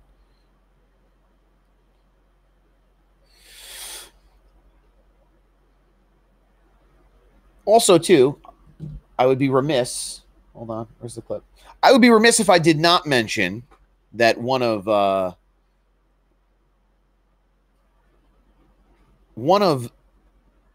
local short tracks legendary families has now eclipsed 4 generations of winning at Wall Stadium Speedway. James, the operator Blewett, won his first modified race this past week. at Wall Stadium Speedway. Just had it on all night. Something about the top line at Wall. People are afraid of it. However, they have that thing ready to go. James is absolutely on his game up on top there. Just absolutely kind of on the restarts, put on a clinic for sure, but was able to really maintain. He's 16, just got his driver's license or driver's permit, 17. So unbelievable run by him in the modified. So just wanted to mention that as well. Robbie Adams, I raced with yesterday. Were you at the back with me? Because I was not qualifying for any of those races yesterday. I qualified for none. I raced yesterday in Indian Xfinity. Had my best race. I ran the NIS race on stream Sunday morning in the Cup car. And that was a mess. The whole race, half the race was under yellow. iRacing. It's more like iPacing, I swear. Anyway, I came back from more abuse yesterday morning and ran a little bit of Xfinity. And it took about 3 races, but we got there. And the final race that I ran was I started in last, didn't qualify, and ran the car all the way up to 3rd. So I like Indy. I've learned that I like Indy. I like Indy and I like Pocono, 2 tracks on iRacing I thought I would hate with a burning fiery passion. That I used to hate with a burning fiery passion tremendously, but have learned to love. Maturing is realizing, tracks you hated when you were younger are really good. So, do we want to watch the interview with John, or do we want to save it for another time? Chat, you decide. When do you see Kyle Busch retiring? Oh, that's cool. I was in a supercut video about Kyle Busch on TikTok. Somebody used my voiceover. Very flattered. Anyway, I do Kyle Busch. You're closer to the end than the beginning. I will say that. I think you got a couple of years left. I know. Oh, well, he said that when Brexton can run a truck, he's going to run in the truck. People say a lot of things, and then things happen around them. I think it really depends on the performance of the cars that he's in. I think when he stops being competitive and he stops having fun, that'll be when he decides to maybe pursue other opportunities, whether that's running in trucks more or doing other types of racing. Perhaps. But I do think it's soon. I think it's in the next couple of years. Do you think Logano will win another race? I think he could win any of the races at any time. That team is so strong. Now, he doesn't need to win another race. And Penske to me is this very calculated group, right? They go in, they know before the year even starts, they know the tracks they're going to be strong. Okay, here's where we're going to put our focus. Here's where we're going to put our energy. We're going to do something different. We're going to get our win. And I think that's what they do. Blaney got his win at Nashville. Joey got his win at Texas. Cindric, he won at Talladega this year. There you go.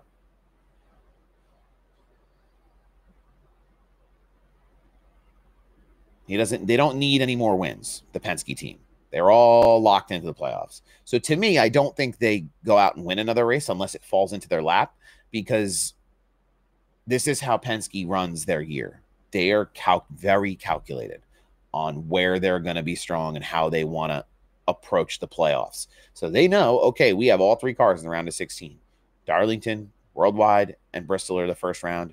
How can we best prepare ourselves for those things? And what drivers do we feel will excel at any of those first round tracks? I think that's just part of the strategy, the team strategy for them. So it'll be interesting. I mean, when people like Christopher Bell are out here winning 4 races a year, it throws a monkey wrench in things, but I think it's good. It keeps everybody on their toes.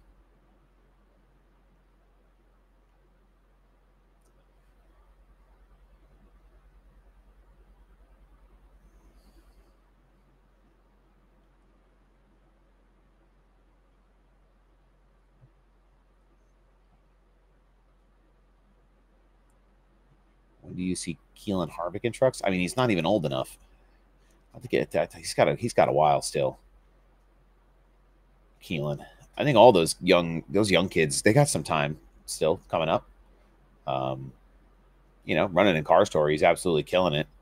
So it's just, where does Kevin want to see him go.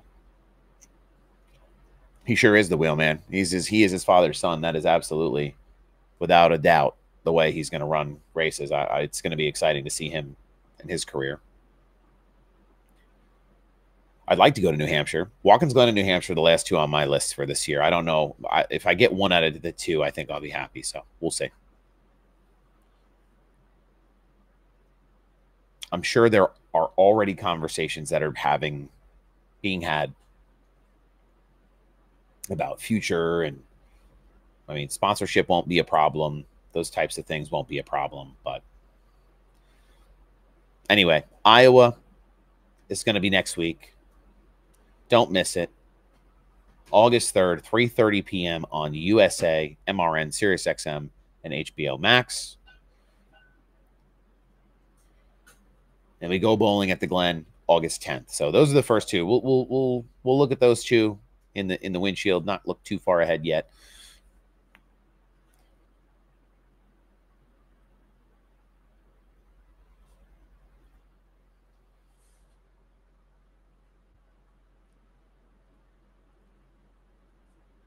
Yeah. Well, Hendrick sponsors everything, right? They sponsor NHRA. They sponsor Cars Tour. They put money everywhere in marketing. So they're synonymous. They're synonymous in the racing world for their sponsorship. So anyway, it's 9:45. My conversation with John is fairly lengthy. Not going to lie. How long is it? 1 hour and 26 minutes. I'm going to throw it up here. We're going to get you right for the day. Talk to John a little bit. So enjoy that. We're going to play it right now. I always get a little skeptical about going way over time here because I do the show in the morning and then I like to play the show on the live. I think it give a little added piece of visibility for people who aren't heading over to the Spotify. I see what the click-through rate is on some of that. It could be better. You could click on the story posts more. I could make more story posts too. But episode with John was really great. He's a great guy. He is like the NASCAR pastor. What he does Sunday morning combined with his passion for racing. It's really cool to hear his side of kind of how he got involved in the sport and his entire perspective on things and old school versus new school. We talked about quite a bit. So I will throw that up now. And if you haven't had a chance to listen, you can always go back on Spotify and get a little taste. But let me pull it up and we'll get rocking and rolling with that. This way I can go to the bathroom and get breakfast in my body. Uh-oh, that's me. I'm going small. Boop. Oh, I can't hide the camera. That means I have to put this up here. Sorry, guys.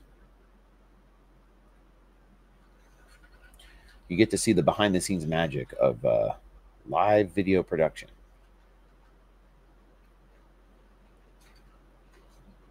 Okay. All right, kids, here we go. 3, 2, 1.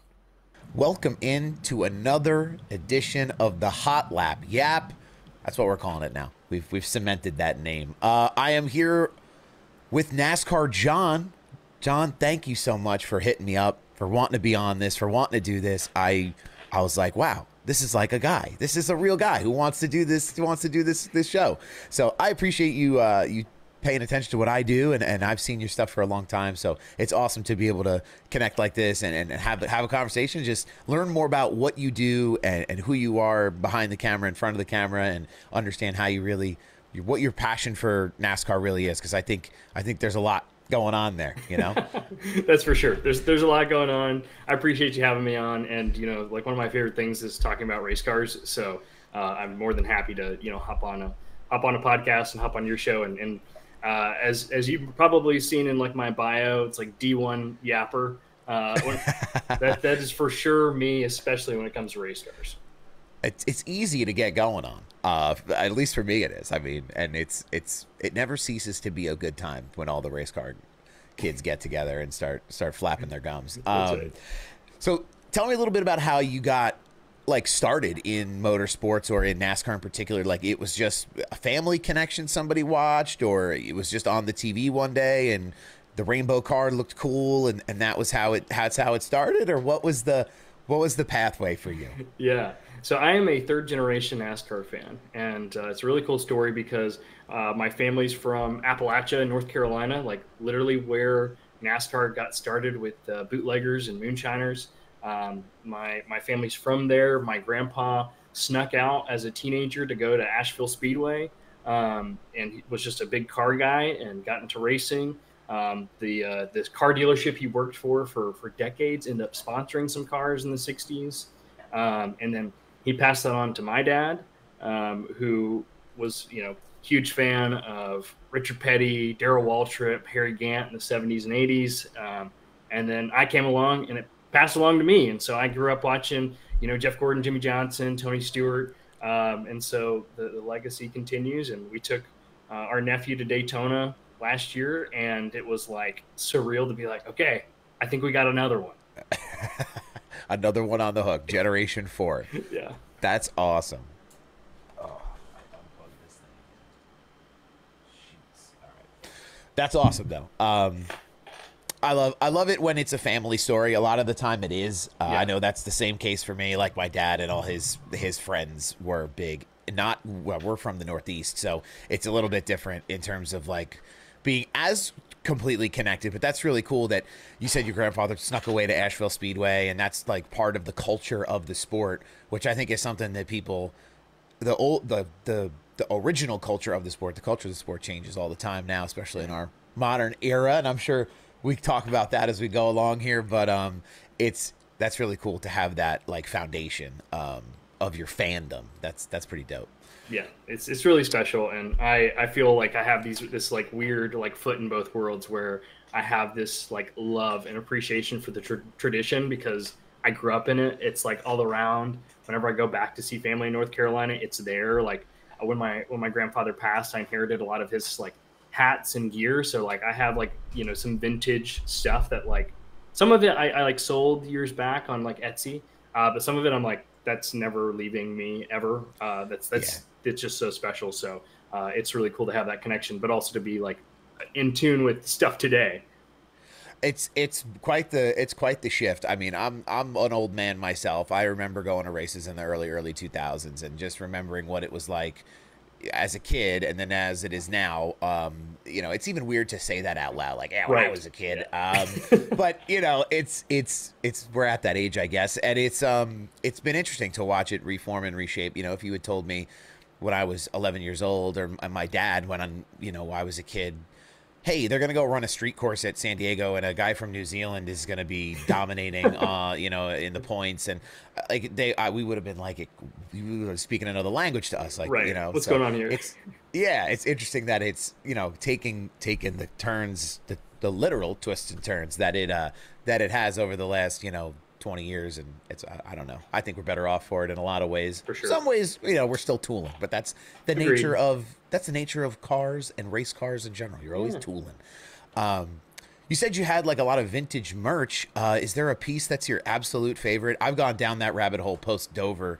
I spent way too much money and now I want it all. So like, is there anything you have that's like super, super unique or super special you like to wear around or, rock at the track?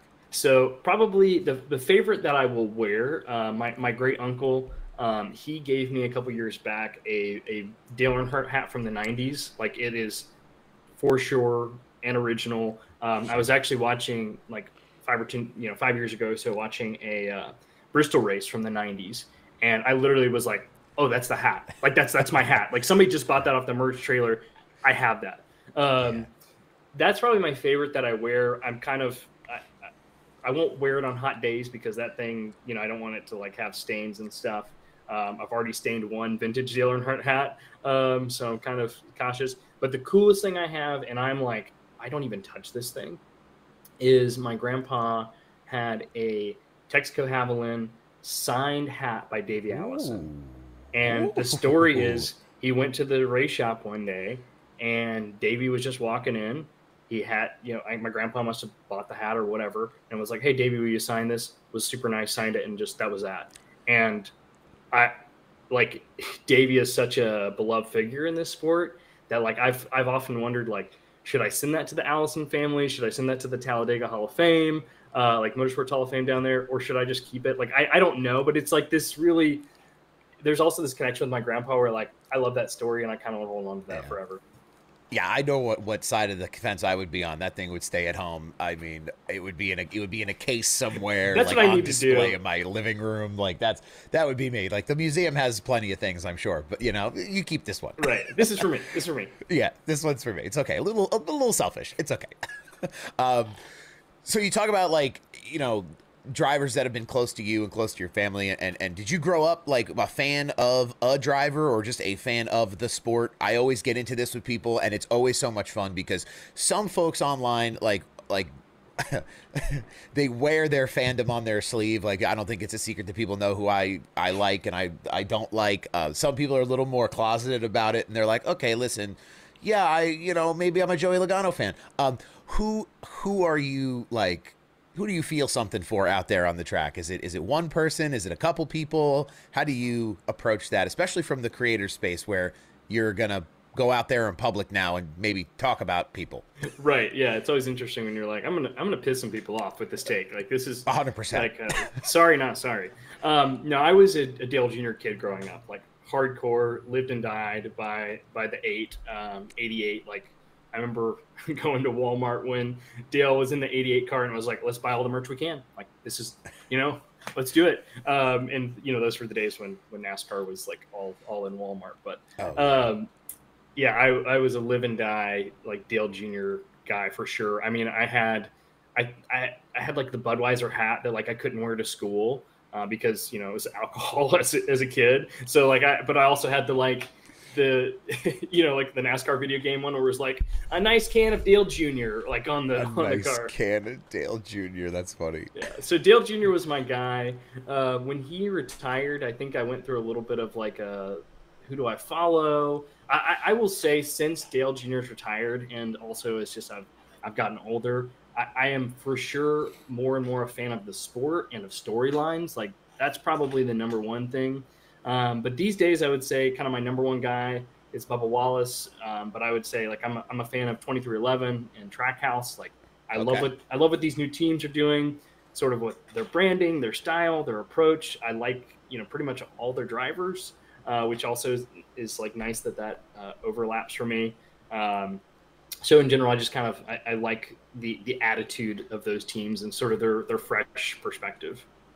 Yeah, that's awesome because we talked a little bit about like the foundation of the culture, and then now as we've gone down the rabbit hole, as the sport has gone down this transformative period of time, we have these modern, robust, forward-facing organizations like Trackhouse, like 2311, and they fill their stables and their offices and their garages with all the right people. I was at 2311 earlier this year, and I mean, I would let them do surgery on me in that building. Like, it was the cleanest looking, just the nicest looking place I had ever been. And that's such a shift away, just from that example, it's such a shift away from maybe the more traditional, like, okay, let's go out in the barn and go elbows deep in some elbow grease and get things done, which works just fine too, and that's fun. But that's awesome, though. I mean, Bubba had a great weekend this past weekend at Dover. We were sitting right, where is it? Right by the start finish. So it was like interesting to see how he would go through his pit cycles. We could see his pit cycle from across the way, and just the ability, him and Fred. I don't know how he gets anything done with Freddie in charge, yapping in his ear all day. So yeah, it was cool to see him manage the pit cycle, though. Is there like a favorite moment you've had? Have you met Bubba or any of these drivers that you're like kind of fans of or transitioning into fans of since the junior days? Yeah. Okay. So there's like three stories that crop into my mind. Martinsville 2015. My dad and I got to go on pit road before the race, and Dale Jr. was like super incognito, but I mean, I'm a Dale Jr. diehard. I could recognize him from a mile away. Like, had the hoodie up, and I just was like, "Hey, Dale!" Like, and I tried not to like be too loud to like attract a huge crowd, because I could tell he was like, but he just like gave me a thumbs up, and then like very quickly I like turned around, and my dad got a picture of me like smiling while Dale's like walking away. So that's as close as I've gotten to meet Dale Jr. Bubba, I've gotten a picture with at Richmond like 5 years ago. he was super nice about it. Yeah. But that's about as close. And then Ross Chastain, I got to meet in the hotel lobby at the Chicago Street Course. Trackhouse was staying in my the hotel we were staying No way. at. And, That's awesome. and I saw, and this was crazy. I saw a bunch of people with like Project 91 stuff, and I kept like I was like hype about SVG for that race. I kept telling like my family who was going. I was like he's that guy. Like watch out for him. I didn't think he'd win, but I was like he's gonna be good. And I never got to meet SVG, but like I was really hoping he would like come down to the lobby at some point, like while we were like at the bar hanging out. But I did meet Ross like as it's downpouring. He's like debating to go out. It's like him and his girlfriend. And I literally looked, I was like, oh, hey Ross, like, can I get a picture? Like, and he was super nice about it. And I made a joke about smashing watermelons. So that was really fun. That one's a unique one where I was like, okay, that's cool. That's cool. And so you were at the street course in Chicago. That was this past year or the year prior, or when did you go out there? Yeah, 2023. That was the inaugural year where it was like, this might not happen. Like this is it's raining so bad that it's horrible. Like my wife, oh God bless her. I was like, because they moved the Xfinity race, like they got half of it in and then moved it to Sunday morning or whatever. And so we go out because like it's kind of raining, kind of not. It's not going to happen, right? It's just downpouring. And we're just like miserable, just absolutely miserable. And then we go back to the hotel and I'm like emotional. I'm distraught. Like, I'm like, I've seen half of a race. I've invited like all this family to come to their first ever NASCAR race. It's horrible. And then like, lo and behold, we have a fantastic race. SVG wins. And I'm like, it was an especially good race once it stopped. Once the rain stopped doing the rain thing, it was a lot of good racing that year. Yeah. I mean, that street course really gave us some entertaining product. I know there's people who are going to, there's too many road courses, but that conversation aside, like the entertainment value of the actual event, I don't know. I'm a very traditional, I'm a very traditional roundy round boy, but like I turned on that street course and I was skeptical like some people. And by the end I was ear to ear. I think for me, the second year was the Bowman year. Yeah. Like the excitement of, him being out on different tires and even the rain, as awful as the rain can be, it plays into a part of adapting to a strategy on track where, okay, Bowman's going to stay out on these wet tires or what was it? Bowman was out on wets. Reddick was on slicks. Who can do it better? How much rain is there? Like that to me adds a little bit of that spice. So that's cool that you were able to go out there and do that and experience that Chicago experience. Hopefully they go back there eventually. What do you think about them going away from there to San Diego? And that's not official as of this of this moment, but it's like the worst kept secret. It's been the worst kept secret. It's for a like while. the Ram thing, the Dodge thing. It's like the worst kept secret. Like everybody sees it. I like Chicago Street Course is like one of my all time favorite events I've been to. So like I ride hard for that event. I'm super sad to see it go away. I am. Based on all the conversation I'm seeing and hearing, it does seem like there is genuinely an interest to try and make this happen in the future, which I would love to see because, like you said, I think, like, I've watched a lot of street court racing between F1, IndyCar.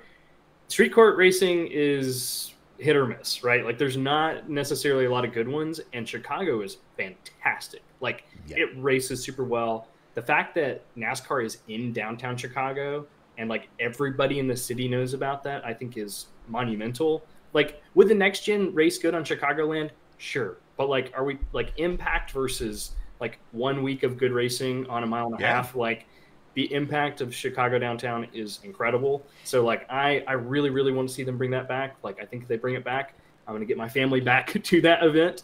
But I am also like, I also feel for the folks in Southern California, like, to lose Irwindale, to lose Fontana, like if we ever get Fontana back, like feels like they're dangling the mouse, for us, or dangling the carrot, whatever you want to say. Like that's super frustrating. And I'm just hopeful for San Diego. It sounds like it's going to be on the Navy base. Like I just hope it's a good layout, that's racy, and that's accessible for fans. Because if it's not accessible for fans, there's no point in doing that event because that is literally the like main point. And if it's not racy, you can, it can still be a good event, right? But I think Absolutely. if it's racy and if it's accessible, then you got a home run there. Yeah, the San Diego stuff is interesting to me because of the way that Coronado Island's kind of laid out. And I was down there one time years and years and years ago when I was in college, and I said it on my show earlier this week, and it's like it's more Southern California than the Coliseum race was. So Sure. when we go there, like the views, like it's going to be unreal.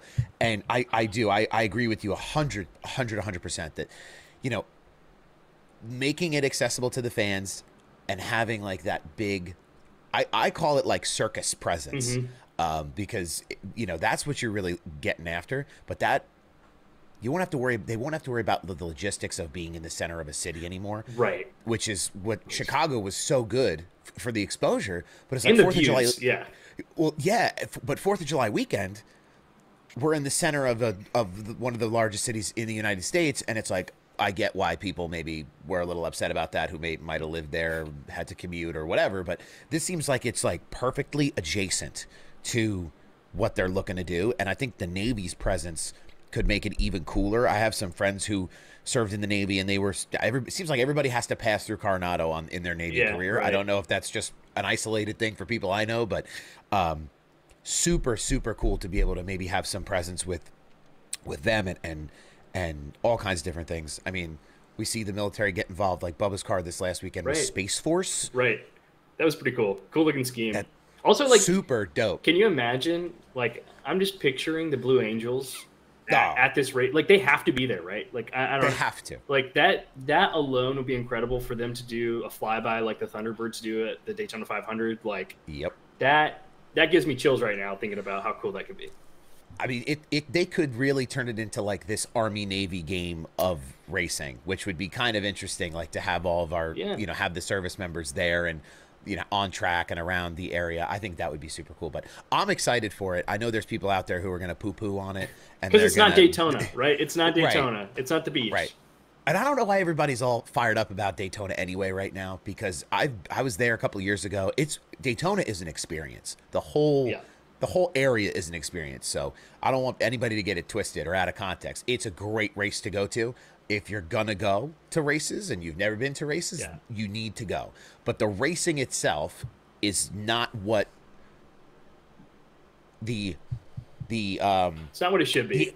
The aged fan has seen other things there, and it knows it's not what it should be. Exactly. Yeah. So it's definitely different. So I'm not mad about, like, okay, yeah, we're going to go to the beach and it's not going to be in Florida. Like, let's go play in the sand in San Diego. Like, I'm ready to rock. Right.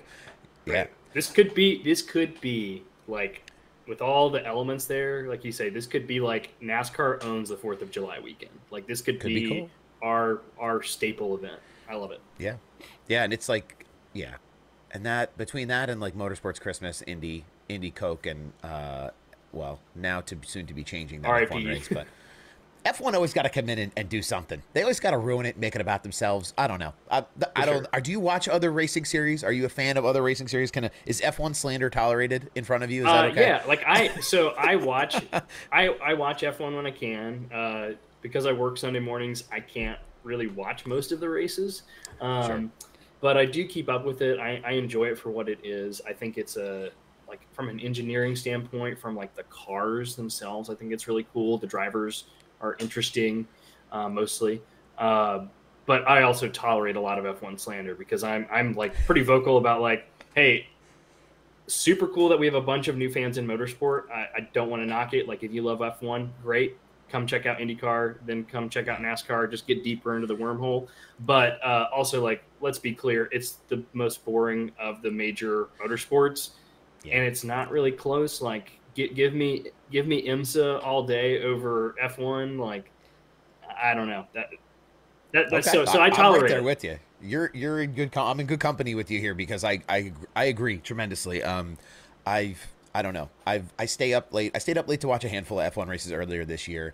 The one that really kind of like was the straw that broke the camel's back was Suzuka, where the race was over on Saturday before the race even started. Right. Like the qualifying was the race. So I was like, okay, like I get it. NASCAR might not always be the most exciting product, but I mean, very rarely do we go from exactly what the qualifying position is to exactly what the finishing positions are. Yeah, So that's rough. That's a rough look. I have gotten down the IndyCar rabbit hole recently, and partly because of some of your content and because of content from MJ and Andrea and what they do on the IndyCar side. And but I can't get away from the roundy rounds, right? So like, I loved what I saw in Nashville. Yeah. That was like exciting. Even Iowa, I know they had like low attendance for Iowa, and they're talking about, oh, maybe no more Iowa for IndyCar. But like, I enjoy that racing. But IndyCar is something that's getting more pushed to the front of my feed lately, which is cool. I'm here for it. IndyCar can be, for me as like a NASCAR guy first, like sometimes it's a nice palate cleanser of like, oh wait, no stage racing. They're just gonna let them rip. All right, like especially I do like love IndyCar on ovals. I wish there were more ovals. Like growing up, I've been like a casual IndyCar fan for most of my childhood because I was just so bought into NASCAR. But like, I've seen them race at Kansas. I've seen them race at Texas. Like, to see them race at those places when you watch NASCAR there is like, it blows your mind. You're like, I cannot believe how fast they are. And like, I've been to the Indy 500, and that is just an unreal experience. Like, takes your breath away. So like, those cars on ovals just absolutely rip. Yeah, I mean, Indy 500 this year. That's on my list. I have a long list, but that's on my list too. I mean, some of the sights and sounds from the Indy 500 are absolutely is that like the top of the ladder in terms of like live motorsports events that you have, in your opinion? It doesn't have to be like, okay, you're gonna tell everybody what the best thing is, but in your experience, has that been something that's like real up there? Yeah, for sure. It's probably it's got to be in my top 3, along with Daytona 500 and honestly Chicago, just because it was the first street course race in history, and just the SVG, like all the circumstances surrounding it. So that's why it's up there for me. But Indy 500, it like, you can't even comprehend how many people are there. Like me and my dad were sitting on the front stretch on the inside, and you're just looking, and you just see people as far as the eye can see, and you're like, I can't even see like half the people here. So it's just wild. It's a unbelievable time, and to see those cars, like, we were there for Carb Day, and to see them go, at first glance, 230 down the front stretch. We've watched a lot of racing. we stood there for a second, like, is that real? Your jaw drops, believing that something that fast just zipped past your face. That's pretty crazy. Right. I think I've never been there for a race, but I agree what you said. The sheer size of the facility. I was out there for a drag racing event off weekend for Indy, and we took a bus tour around the track. Like, you sit in the little bus and they take you around, and then inside the infield, the snake pit. The snake pit's great. They also have like a 9-hole golf course in the inside of that facility, and it's like, I don't think people realize really how big. It's massive. Like 350,000 people, I think, were for Indy 500 this past year. The fact you could even put that many people in a place, much less get that many people out to the event, is crazy to me. I've had a new awakening of like how important that race is, because I used to be big Coke 600 guy, and I still am a big Coke 600 is great. I'd love to go. And that's hopefully for me next year. We'll see. Fingers crossed if everything works out. But it's like the Indy 500 is, to me, just that next step up, and it's like, by nobody's fault, no fault of anyone. It's just this giant place, and they've just set it up so flawlessly with that way that they structure that event. I don't know. Oh, absolutely. It's you got to go. It's incredible. Add it to the list. So 2 questions. These are so I usually ask people for hot takes. So I'm gonna prompt your hot takes, because because of recent news on the internet. Now, the internet loves to be inflammatory, and people jump down everybody's throat, which can be terrifying and awful, but also super entertaining. And when the tribe all gets together and raises their pitchforks against a common enemy, I mean, listen, Mark Martin slander is never tolerated here. So you talked a little bit about, the refreshing look of IndyCar because of the no stage racing. And as an old school brought up in the Dale Jr. days. Is stage racing something that you like? Is it something you feel is necessary from the fan side? What is your perspective on that? Yeah. So I'm torn about stage racing. Okay. What I really like about it is that it rewards you running well throughout the race. And I mean, there's been countless days, where Dale Jr. was running well, and then something happens late, and you're like, well, shoot, there goes a great day. Nothing to show for it. So I really love that it rewards the consistency throughout the event. I love that it gives different strategy elements of, should we go for points here? Should we stay out? Whatever. I don't like that there's cautions for the stage breaks. I think that that's like, if I could change one thing about NASCAR, that would probably be it, because it just dictates the strategy instead of making it like opening up Pandora's box. Like imagine if, like Chris Buescher's like on the bubble and he's like, okay, we can get a ton of points if we stay out. We might run out of fuel though, and we're going to be like, because it's going to keep going green. Like, I think that's far more interesting than saying, well, oh, he just flipped the stage, he's going to lose his track position.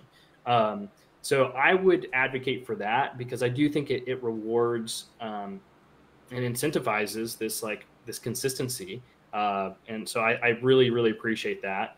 But yeah, I think especially at road courses, you're kind of like, well, there goes a lot of the fun of how 3 or 4 different strategies playing out, because you basically know what's going to happen when.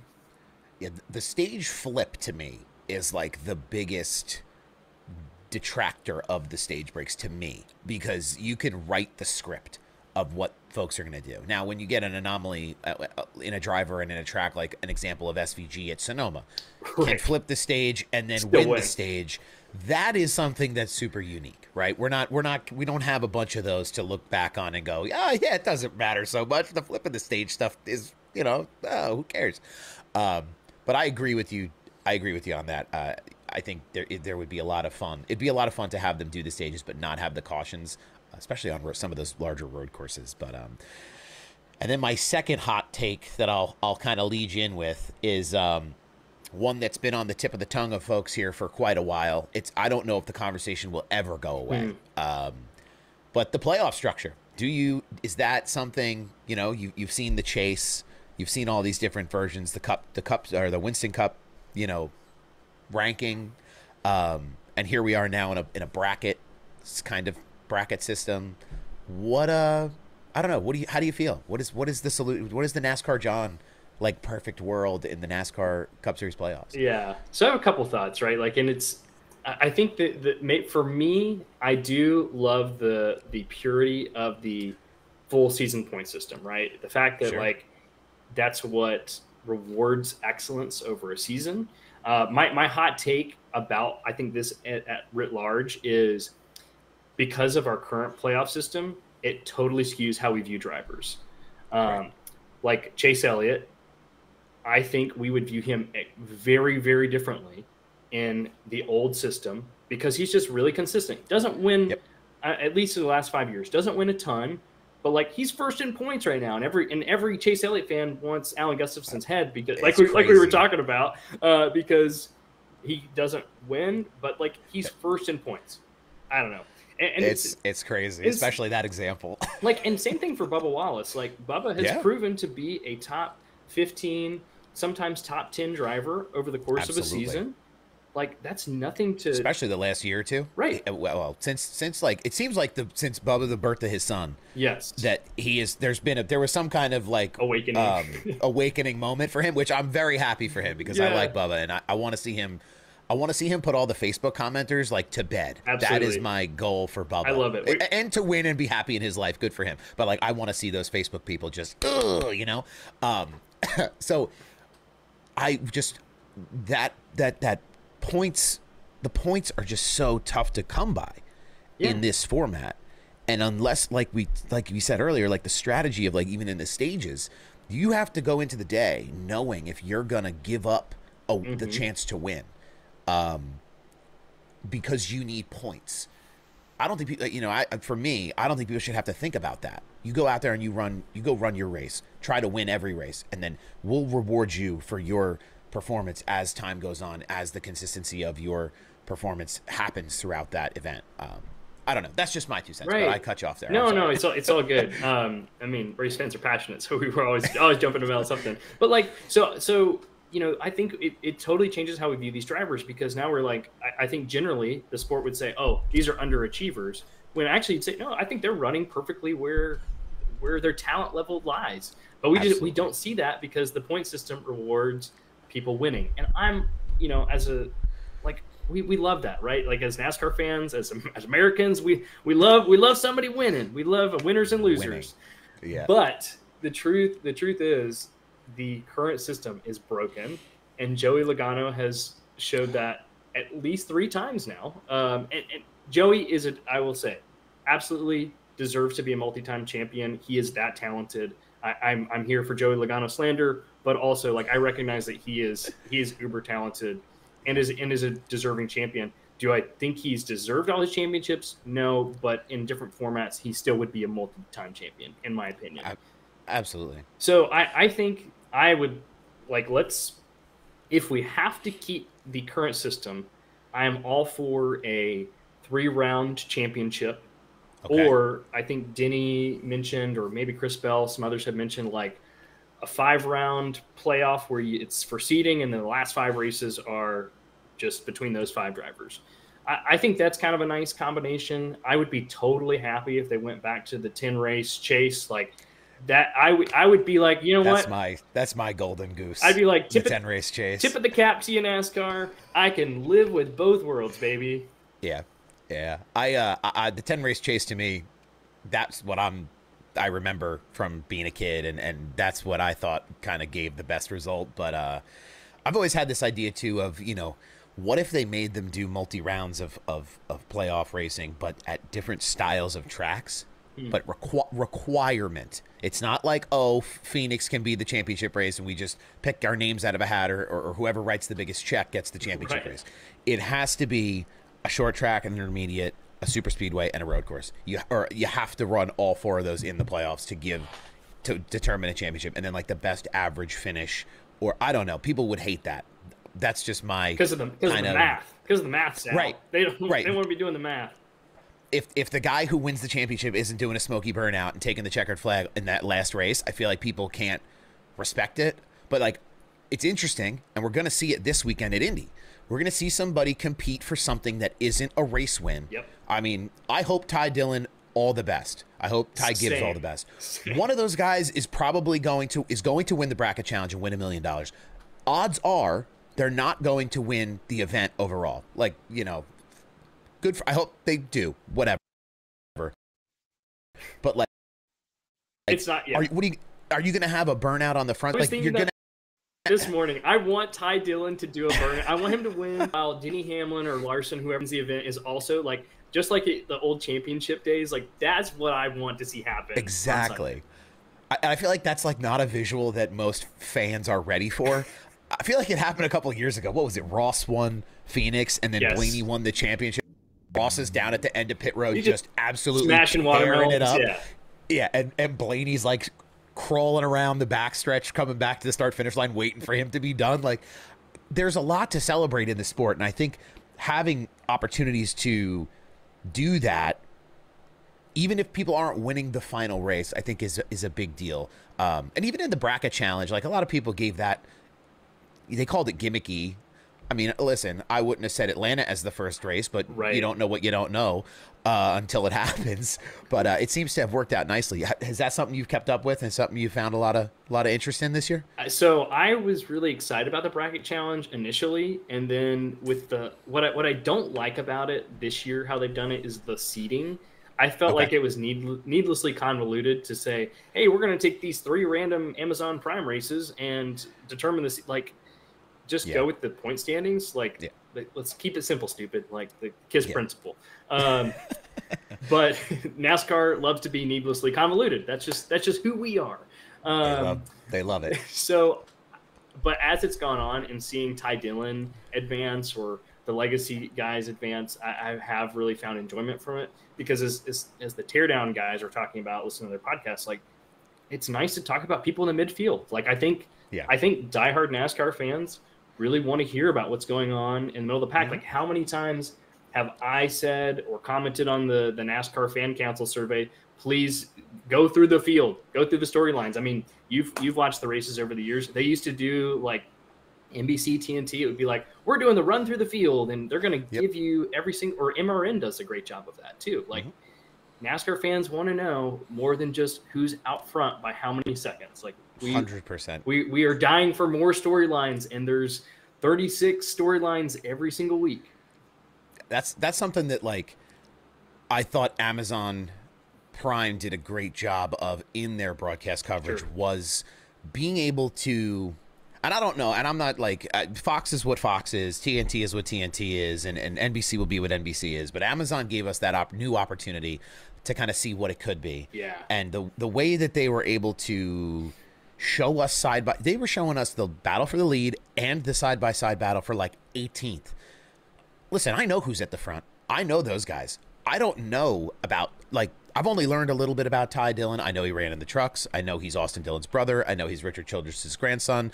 Okay, that's all great, but how does he race? I remember when he raced in that Geico car, but like, he was nowhere in the field and you never heard about him. So you knew he was out there, but you didn't know anything about what are they going through? Like, are they looking for points in this race? What is that team? What is that driver? What are they building toward? And I think Amazon has done a great job in this last year of crafting those stories and showing us that action side by side throughout the field. And it's interesting because I have conversations with people who do like iRacing leagues and stuff, and they look for like innovative new ways to like tell that story of the drivers in their field. And it's like, well, that's it. Stop showing the leaders all the time. If the leader's out to a 17-second lead, you don't need to know about them all the time. That we know they're out there, you know? Right. But yeah, it's I think that in-season challenge, I think the little tweaks they could do, it could really be something really, really special. Totally. I mean, it's going to be really, really special to somebody this year because they're going to walk home with $1 million. The team's going to walk home with $1 million. Yeah. You made a face. How did that news reach you? I don't know. This once again needlessly convoluted. Like, and also like sometimes NASCAR fans just love something to complain about. Like, we just have to have something to complain about. I don't know. But just once again, like, why is this is a driver's thing? Why is it going through the own? I don't know. I don't understand. I like to compare it to like NASCAR writes at a 10th grade level, but reads at a 5th grade level. Like that, that's how this is, right? The sanctioning body writes at a 10th grade level. The fan base doesn't. We're not there. We don't need all of the extra nonsense. Oh so my gosh, that's gonna stick. As a big reader, that's gonna stick with me. I love that. Take that one with you. That's so true. Golly, it's just they don't need to be. They don't need to be F1. They don't need to be IndyCar. They don't need a lot of things that they do. I understand why they do them, but it's from the fan perspective, they're just drowning people in this overcomplicated, like even the Dover qualifying order. Like, there's a formula. I still can't find if it's the right formula or not. And I asked the old ChatGPT robot to give me the answer. And it's like, 35% owner points, 25% previous finishing position, 25% fastest lap, 25. It's like, whoa. Why aren't we just lining them up in order of point standings like they've done since the beginning of time to that would just be simple. A field? And it's, I'm reading at a 5th grade level. So, that's how it works for Sal. So, you mentioned you do a lot of things on Sunday mornings. Tell me a little bit about the other side of NASCAR, John. Outside of the Cup stuff, you do a lot of things in your community, and then you go to a lot of short track races. Give me a little insight into what it's like to be you on a Sunday. Yeah, so I'm a United Methodist pastor in Virginia, and so that's the calling, that's the day job, and so like that is like I guess I have a normal life, a normal ministry life, whatever that is, which is not really normal.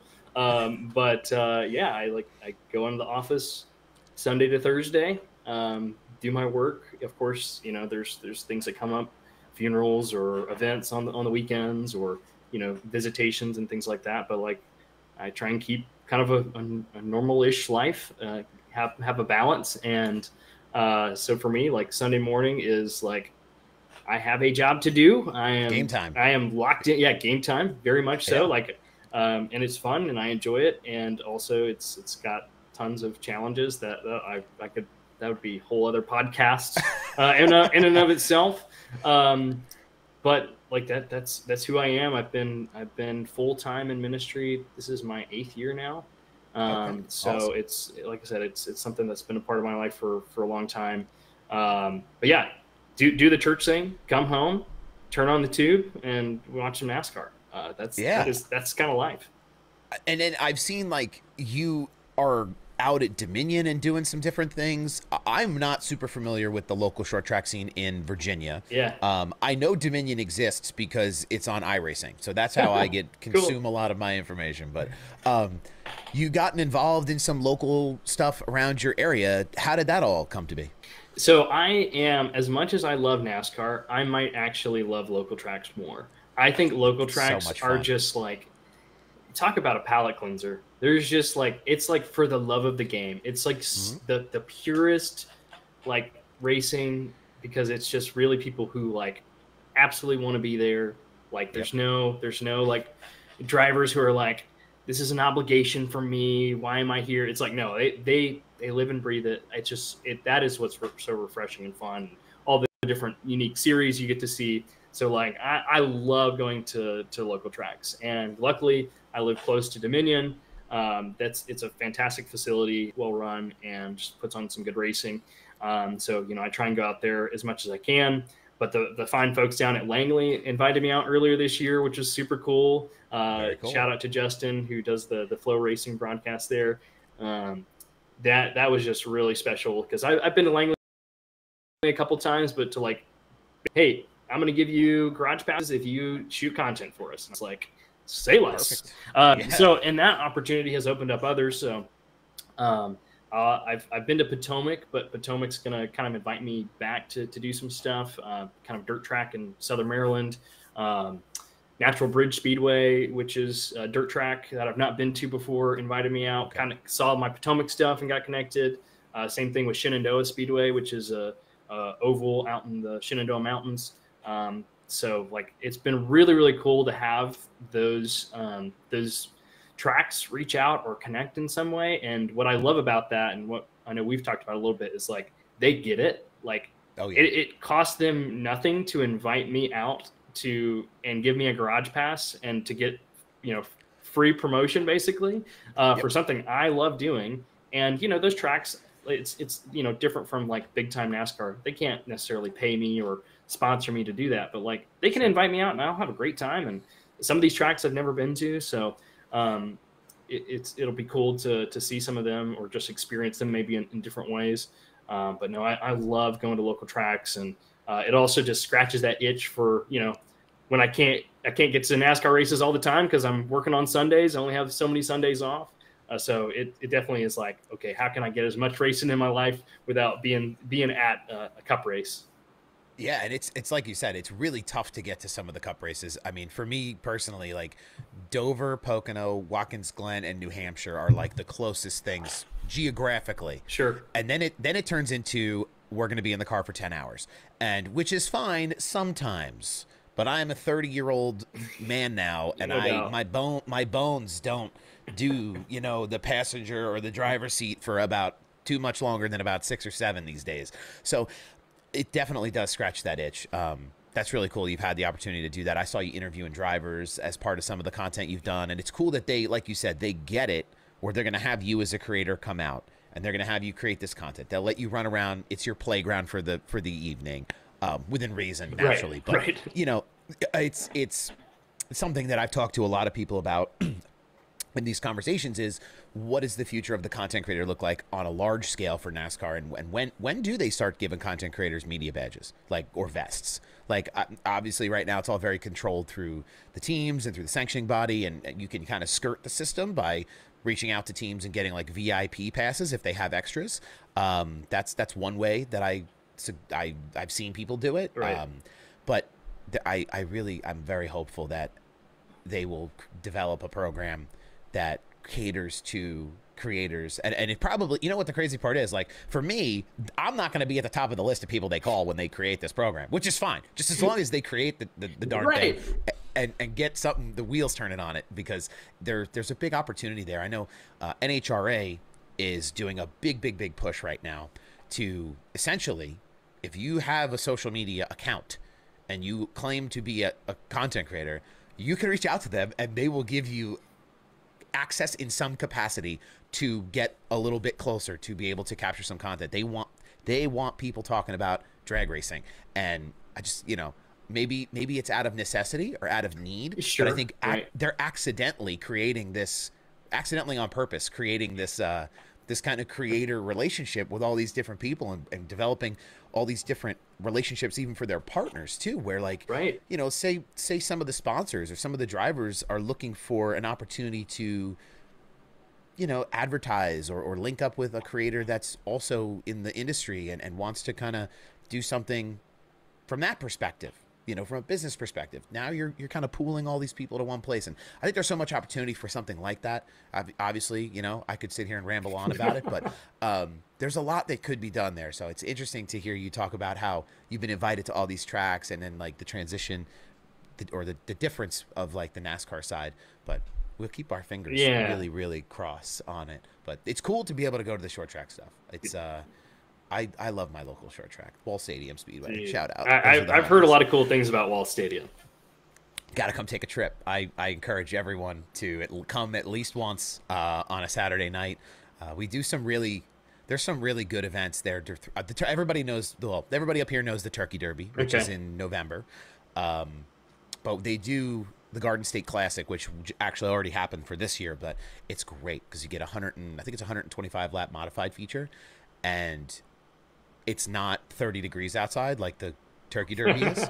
So it's very cold in the end of November. Sometimes you'll get a 70-degree day. Sometimes you'll get a 30-degree day. In the last 2 years, it's been rough. So, the show goes on always, but I encourage people to come up and get a look at the track. The future of the track is kind of up in the air right now. So if you get the chance to come up this year, folks out there on the internet or whoever, come out and support the track one more year, and we'll see what happens next year. But yeah, it's a lot of fun to be out there and doing things. Well, and that's the thing too. Like I love local tracks because they're just so vital to the whole ecosystem of racing, right? Like we don't get Josh Berry's, we don't get Ryan Preece without places like Wall Stadium 100%. Or Dominion. And like if you love NASCAR, you will love your local track because it's the same thing in just a different way, and you get to follow these storylines of drivers who came up through.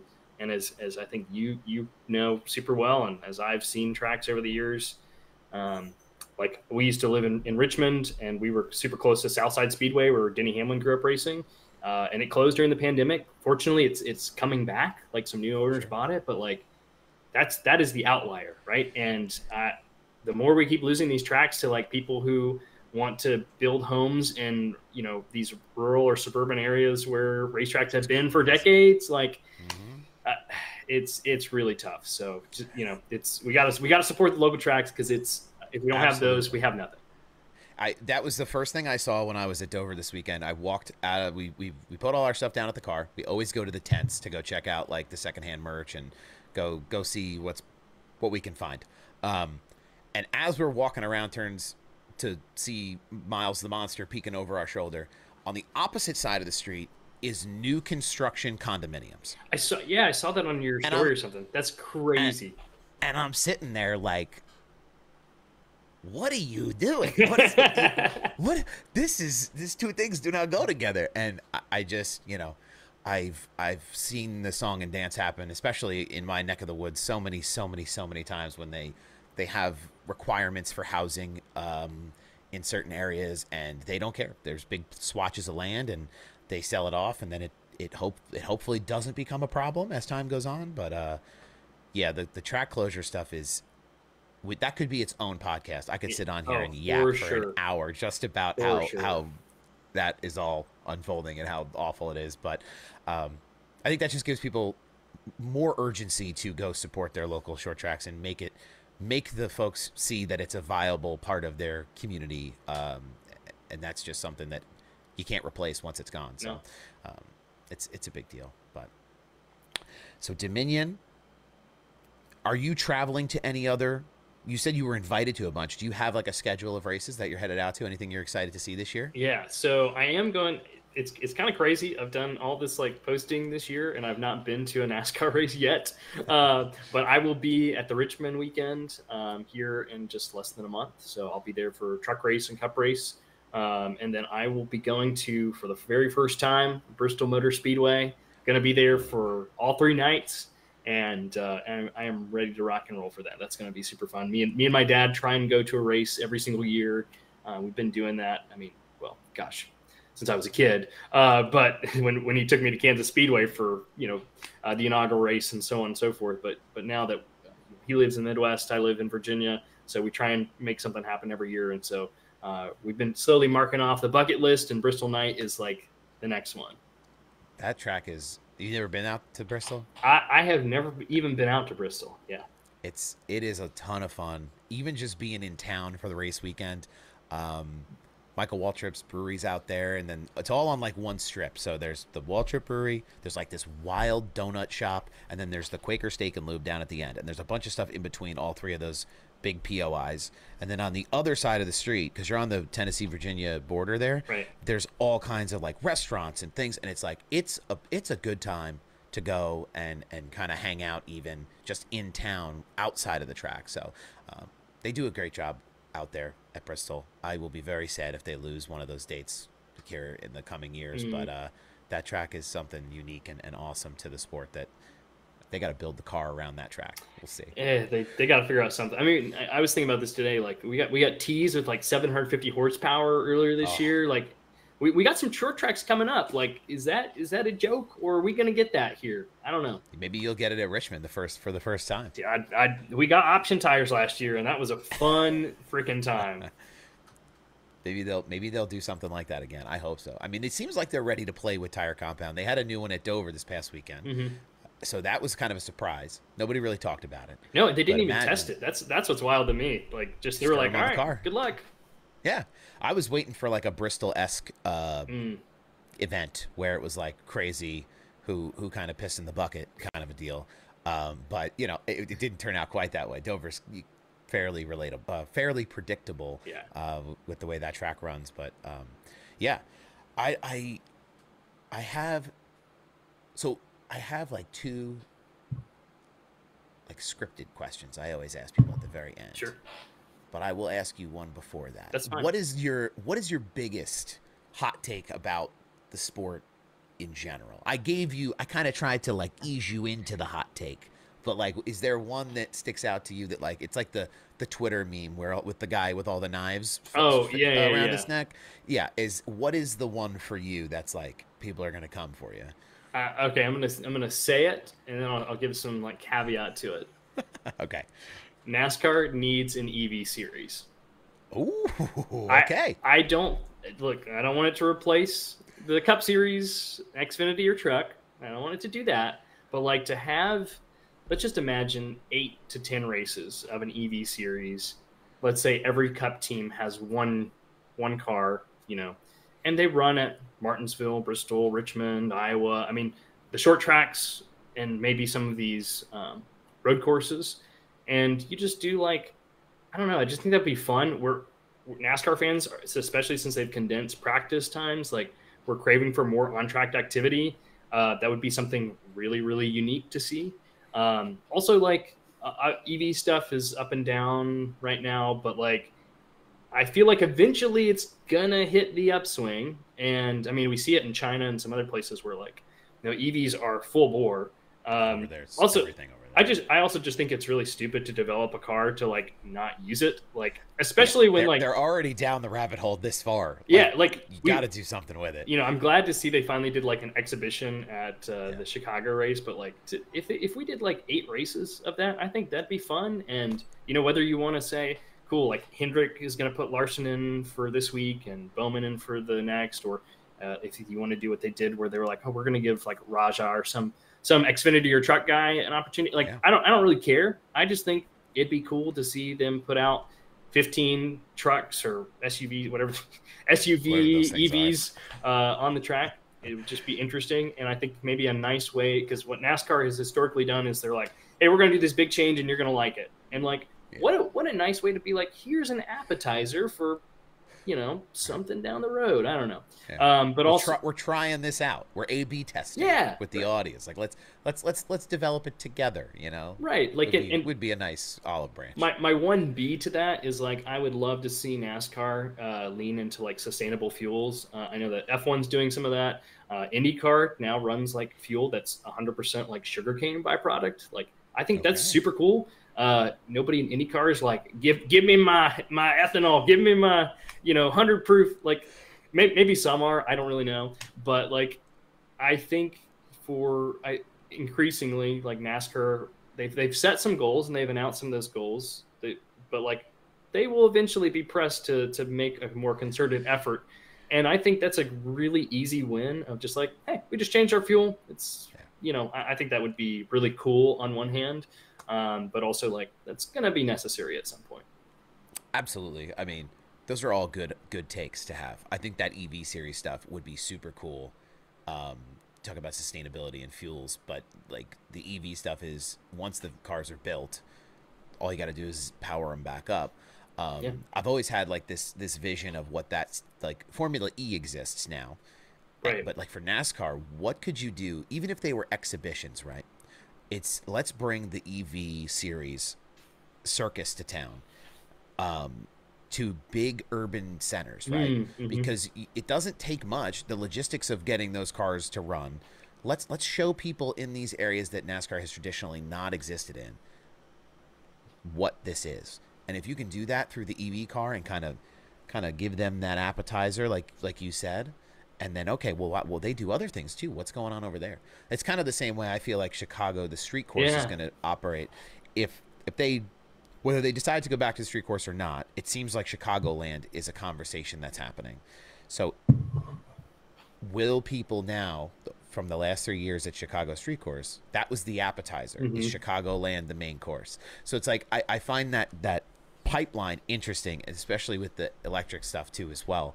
There's such an opportunity there if they want to make that investment and go down that path. And there's more factors to it than, financial factors to it than I can handle. Like I said, 5th grade reading level, and then the sustainable fuel stuff. I love hybrid, like the hybrid IMSA cars. Sounds so cool. I mean, they are unreal.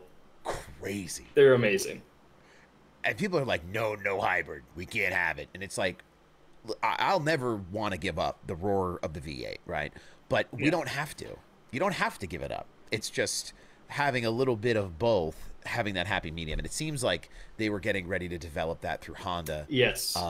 As that potential 4th manufacturer. But who knows now, because Stellantis, Dodge, and Ram are interested in doing something maybe at an Xfinity or a Cup level in the next few years, and they really like to tease us with like these little nuggets of like silly season rumors, and it really, it gets out of control for me. I get out of control with it. Yeah, it's it's a lot to think about. It's fun to like ponder. Like, I would love to see Honda come in, even like Hyundai or something like that. Like, the more manufacturers would be cool. So I'm optimistic now that, especially that we know Ram is going to come back. It feels like for sure that Dodge is coming back. Yeah. Is there somebody or a team in the truck series that you look at and you go, yeah, Ram fits? Because I heard they were going to do they were talking about doing a reality TV series. Like the old Gong Show, like Roush deal. Yeah. I'm here for it. But like, for me, there's a handful of really engaging folks in the truck series that I think would be awesome to develop a new team around. Is there anybody that sticks out to you? Well, I think the obvious answer is ThorSport. I mean, ThorSport, they've never seen a manufacturer they didn't like. And no shade. I mean, do what you got to do for your business. That's who stands out. Yeah, I don't know, because like there's, now that Spire has really linked themselves to Hendrick, like they seem like they're pretty solidly Chevy. And Tricon's clearly Toyota's pipeline. So I'm not sure. I mean, Stuart Friesen's an interesting character. I think he'd be kind of fun in a Dodge. Maybe sort of like the old like Ted Musgrave, Bobby Hamilton figure, the elder statesman, if you will. But no, I'm fascinated to see what they do. I'm not really sure. I'm very much holding on to hope that Cletus McFarland will be involved in that in some capacity. That'd be wild. I know a lot of the old time fans are like, who is this guy? Get him out of here. But he does something for the sport, and he has that ability to elevate a brand too from the business side, For sure. Yeah. through his content and through his audience. So, not to mention he's racing everything else that has wheels under the sun down there in Florida. So it'll be interesting to kind of see. I'm super excited for that. There's just, I don't know. I feel like this off season there will be a lot of silly season, especially with the lawsuit as well.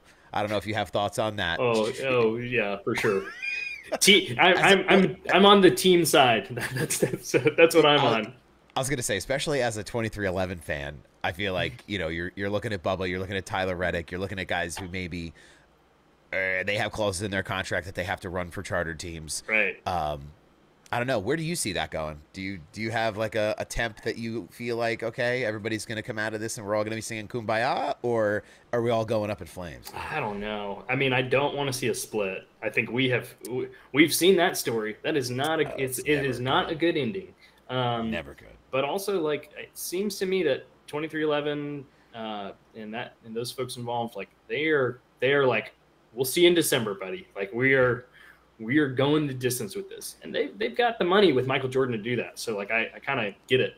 I think the more the trial's gone on, I've felt a lot less optimistic, just because NASCAR has kind of won some of these early stuff. But I don't know. Never count Denny Hamlin out. And what he said was pretty interesting. Of like, all will be revealed. And I think, like, even just this past week where it was like, hey, NASCAR changed the rules of like, oh, well, open cars can qualify. They're good. And you're like, okay, so you actually just proved the point that you can just change whatever you want at any time. Yep. So I don't know.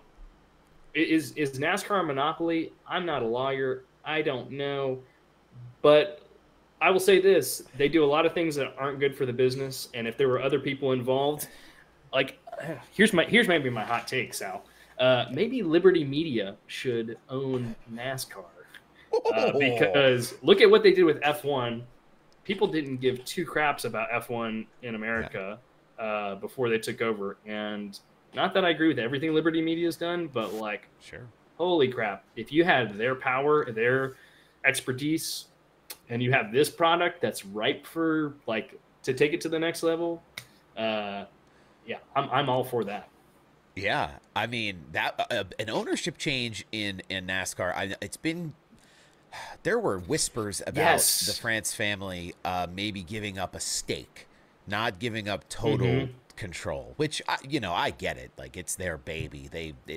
They have had all the eggs in that basket since the basket was made. Yes, it's their basket. So, it's their basket, it's their eggs, and that's kind of, I think that's kind of the reason they're in this situation with the lawsuit to begin with.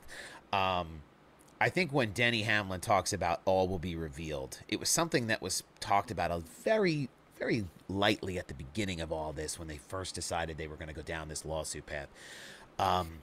Was that their books are going to become public record in a court of law if they NASCAR does not want that. NASCAR does not want that absolutely. At all. That's the thing for me where I keep coming back to, of like, you got something on you if you don't want your books to be revealed. And I understand nobody really wants their books revealed, especially at that level. But like, the way that they're like, even just as you and I have seen, right? That used to be the tracks were publicly traded. We knew how many people were in attendance, how much the purse money was. Now you got nothing. Now we got nothing, and NASCAR fans are nosy, if nothing else. And I'd love to know how many people were at Dover on Sunday. I'm curious, but they don't want to give that information out anymore. So it's definitely interesting. I think that book has more skeletons in it. That there's skeletons in that closet that I don't think they want people to know about, and it's really, I think that's really the chip that they're ready to burn. The teams are ready to burn that chip and say, you don't want you don't want this smoke. We know you don't want people to see what's in there, and we're going to take you to the very end to make sure. And I honestly thought they would settle. I would have settled already by now. Yeah, I thought that too, but now as it keeps going on, I'm like, this is getting a little bit nastier, and it's only headed towards December. I have to believe that the investment, if you're Michael Jordan, you've made so much money by having And ungodly intelligent people surround you and counsel you and make business decisions. And he's not really in the business of losing propositions. So we're just burning money for the sake of it, you know, like that either. Like you saw he got out of Charlotte Hornets ownership. Oh. Like, okay, and he made a profit off that. Like, you know, Sure. I'm sure he loves basketball. I'm sure he loved being part of that. But at the end of the day, he's a businessman. So like this is not just for show. Like there is, like to your point, there is something real and tangible behind this. Absolutely. There's bills that get paid, and there's a benefit to it financially and beyond that they look for. So I'm not a lawyer, 5th grade reading level. Don't understand all the terms that when Jeffrey Kessler gets on like social media or when they shoot video of him, I feel like I'm back in like a dissertation. Like somebody's like trying to hit big words with me, and I'm like, okay, I'll get the ELI 5 version later. But we've certainly had an interesting season so far. Is there anyone you identify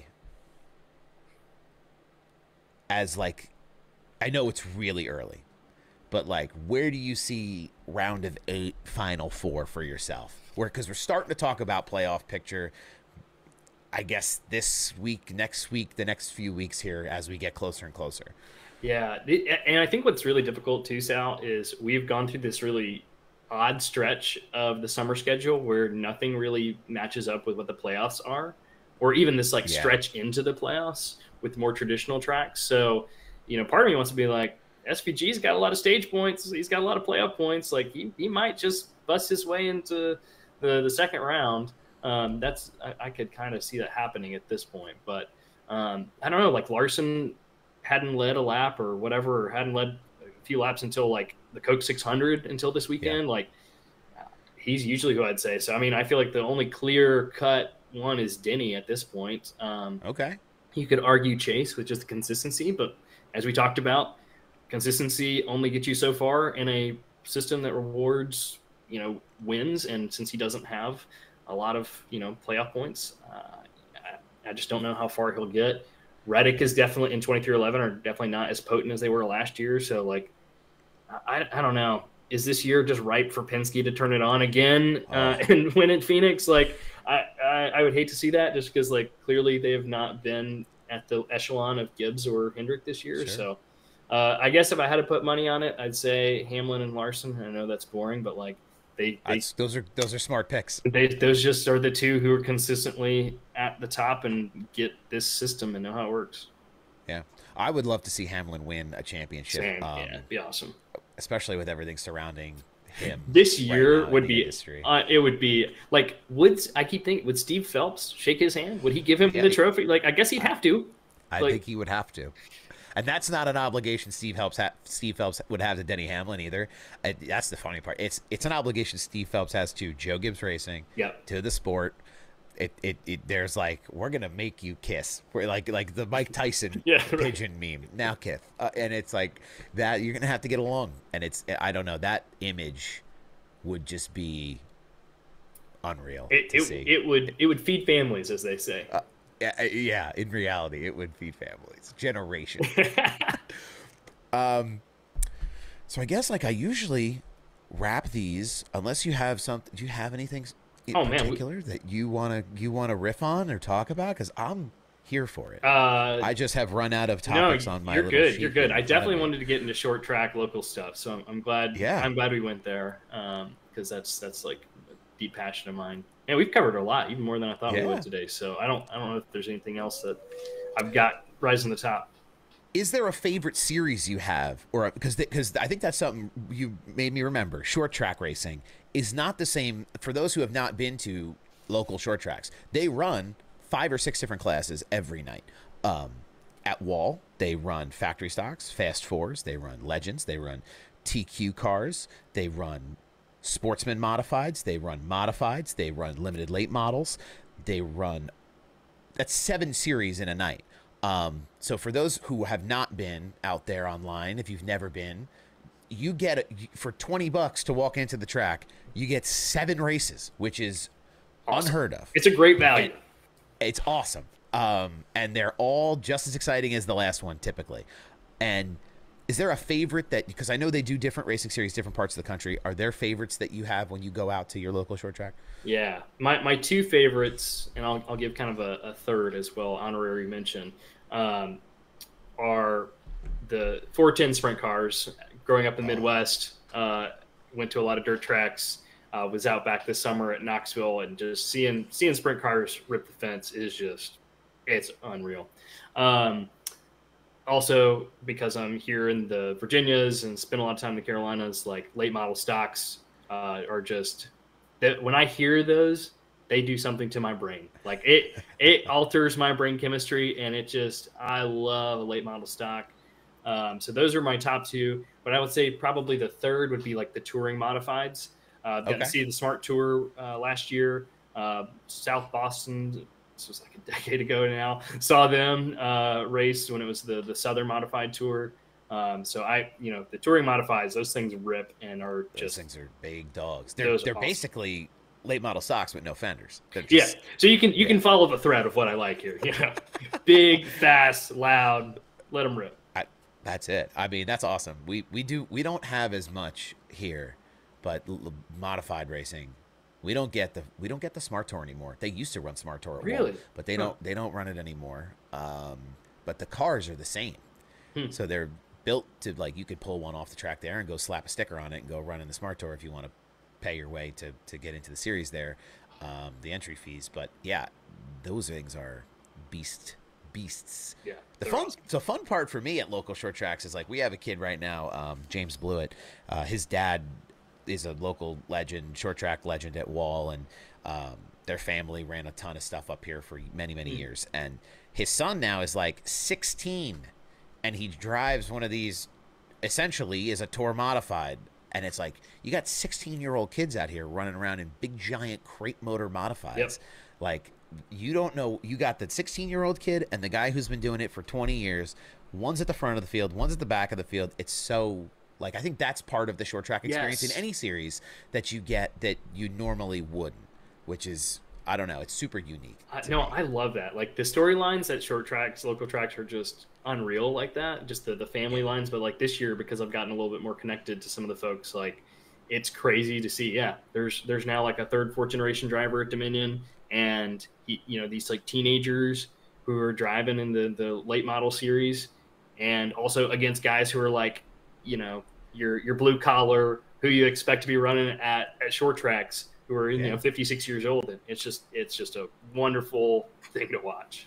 Yeah, I think that's been really visible too in like the car store with Kevin and Keelan Harvick this year. That's been fun. And then even as recent as like yesterday, the Cookout Summer Shootout's happening at Charlotte Motor Speedway right now, the Legends cars and the Bandoleros and that stuff. It's crazy to see Keelan Harvick take a position from SVG in a Legends car, and then Kyle Busch wins that race. Like, weird. What is this like wacky reality we live in, where that's what's happening on one track the size of a small parking lot? Really? Yeah. It's really wild to have those experiences. So I love the Cup Series. I love the Xfinity Series too. There's so much talent. There's so much excitement. But sometimes when you kind of shrink it down and you go to these other series and these other tracks and these different places, it is a blast, an absolute blast. For sure. We really didn't talk about the Xfinity Series. This is what I call the Italian goodbye, by the way, where we talk about how we're getting close to the end, and then we talk for another 45 minutes. This is Midwestern goodbye. It's the very same thing where you say goodbye in the kitchen, at the porch, in the driveway, in the car. Yeah, I'm with you. Okay, perfect. So, are you an avid Xfinity Series follower? Or is that something you're also like tapping into as part of your NASCAR fandom? Especially, I know you're a big Dale Jr. guy. He runs a handful still. He's talking about running a handful next year, maybe. Yeah. Maybe, hopefully. Maybe Daniel Suarez ends up in an Xfinity car next year. Who knows? What is your Xfinity perception as a fan? Xfinity's awesome. I love that series. It also is kind of a palate cleanser just because it's, refreshing to see similar cars that I've been used to seeing for decades, and also,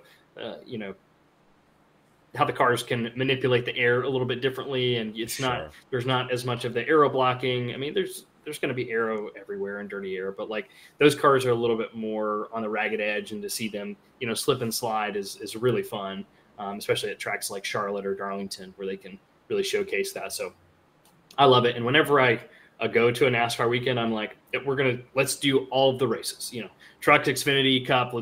Because also too, like I feel like there's a lot of pressure to be like, well, the Cup race has got to be amazing, and sometimes it's not. And so you're like, well, okay, I got to see a great Xfinity race or a great truck race, or we got to do these things. So I just love experiencing that as well. With it being on the CW, I do love that it's accessible, but I don't have I haven't bought one of those like dishes or whatever, so I can't watch them with the broadcast. So I just play the live stream, and then I put up MRN, and I've got the broadcast. But it's just like a raw feed. So yeah. You're one of the first people that I've talked to that doesn't have direct access to it. I've seen people online, obviously, that have talked about their lack of accessibility in some markets. Right. I've watched everything through the CW on the app. Yeah. And I know there were even problems there early on, but that's interesting because CW, I think they just passed a new milestone in terms of like viewership for the Xfinity series this past year, but there's still so much more they could do. I agree. Yeah. Yeah. And also like as a fan who, and maybe I'm just kind of an anomaly, who I can't always get to Sunday races, but there's some Saturday races I'd love to be able to drive to. Sure. I understand that CW is like trying to create some consistency in prime windows, but like the fact that all the races are at like 4:30, I'm like, if they were at like 1 or 2 o'clock, like they've historically been, yeah, I would drive up to Dover, or I would drive maybe down to Charlotte or something and catch an Xfinity race and head back that night. But it's just the way it is right now. It's a dog to get up. It's a dog to drive up somewhere, you know, however many hours, and then do it all back again the same day. That's such a tough deal. And then you have other obligations. It's like, okay, you know, I don't know. That's the tough thing with the TV partners is it's kind of lives and dies by their schedule. Yeah. But, yeah, that's where Prime comes in. That's where Prime's awesome. Prime's awesome. I love Prime. But the Xfinity series this year, to me, the talent pool of the Xfinity series has been something that, again, you talk about diversity in the field. Even this weekend, you know, Connor Zilisch wins that race, but Eric Almirola, you know, blast from the past, right? Everybody was so sure that Zilisch was going to win that race, even if it wasn't rain shortened. I am here to tell you all, I am not sure. I think Eric Almirola probably would have put the bumper to the 88 if he had the chance. We've seen that happen a few times in the past. Eric Almirola's racing like he's racing for championships. Still, he runs 10 races a year. So I think there's so much to look at in the Xfinity series, and it's unfortunately kind of it seems to be overlooked at like on the grand scale. But some of the best racing that I've seen ever in some situations has been in that Xfinity series. There's watching Connor Zilisch at Watkins Glen last year. Dude, he was a beast. And even like right now with all the short track problems we're having with the Cup car, like you watch a race on Saturday and you're like, that's some good racing. That is a good time. It looks really good. I mean, even Dover last year, I've been spoiled because Dover Xfinity races, you know, prior to this year were home track wins for the Brian Truex. Yeah. Those were fun to see for the fandom, but like there was a lot of passing. There's a lot of action on track that normally you don't get in the Cup Series. So it's different. Martinsville, I can't get on board with the Martinsville races because they're just parade laps now. But like, I really love watching the Xfinity series, especially at like Charlotte and Atlanta. I know those are like big intermediate tracks, but like you had mentioned earlier, like the way those cars run, you can manipulate the air. You don't have to hit anybody. Right. You drive the car off the right rear tire, usually more than the next gen car, which that's not saying much. But you know, they're just such a different animal. I think that's why you end up seeing too a lot of drivers come up from truck right into Cup because the truck is more similar, right? Yeah, and but like I think that Xfinity series is like those guys are all a breed of their own a lot of the time. So there's something special about that series. I really hope that they go back to the Busch series after Xfinity's contract is up. I forgot about that. Yeah, that'd be my heart wants for it. Be so great. Would love to see it. Yeah, it'd be cool. But are any other cool series or anything else you have coming up that you want to tell people about, or any fun, exciting times in the life of John that that you feel like sharing with folks out there? I'm just really excited to connect with people, and through these platforms, but also at Richmond and at Bristol. I've had a number of people comment about like, "Hey, are you doing anything?" or "Would love to meet you." So, Cool. yes. So please say hello if you see me at one of those tracks. Working on a meetup thing right now for Richmond. So there'll be more details out about that, and also working on some YouTube stuff. So hopefully we'll have some more long form platform things here coming this fall. So just kind of dipping my toes into that as well. So more things to come, but that's kind of my next things. But definitely looking forward to being at some more races. My busy race schedule is about to pick up here in the next few weeks. So I'm excited about that. Awesome. And actually the last question, this is the one I always say for the end. I steal it from Kevin Harvick in the Harvick Happy Hour pod. What was your first car and what do you drive now? My first car was a 1990 Pontiac Bonneville. It was a big old boat. I love that thing, that V6. I would make it sing on the back roads of Nebraska. Don't ask how fast I was going, but the speed limit. Sure. That thing would haul. I'll just say that. Big old boat, but loved it. That was my first car. And because my grandpa worked at a Pontiac dealership, there's a little specialness in that for me too. So RIP to Pontiac. What I drive now is a Chevy Volt. Okay. So probably not surprising that I'm into EV hybrid stuff. Saving the planet one car at a time. Not really, but doing whatever I can fractionally. Also, I just love the technology of it, and kind of a GM guy. So cool. I enjoy my Volt. It's a 2016 blue Chevy Volt, and I enjoy it. Cool. Yeah, I always try to see if there's that performance connection from the NASCAR fan side to the in my life side. And I mean, you have that GM blood runs through you. So whether it's a Volt or a Camaro, or they're all in the same family, truly. I would love a Camaro. That's like, if I want a Camaro so bad, I don't know how that would look as a pastor having a Camaro. Maybe if it was, used and whatever else. Also, kind of the complete opposite of my eco-friendly Volt is a Camaro. But do I want one? My dream car that I think is actually obtainable is a 80s IROC Z Camaro. Those things are just freaking awesome. I love those. Now, if a pastor pulled up in an IROC Z 80s Camaro, I wouldn't look at it the same way as if you had pulled up in a brand new ZR1, right off the shore. Got the wing on the back, yeah. Yeah, he's got the track package and he's parked at the church today. Maybe the perception would be a little different. It's funny you say that though, because you made me think of it.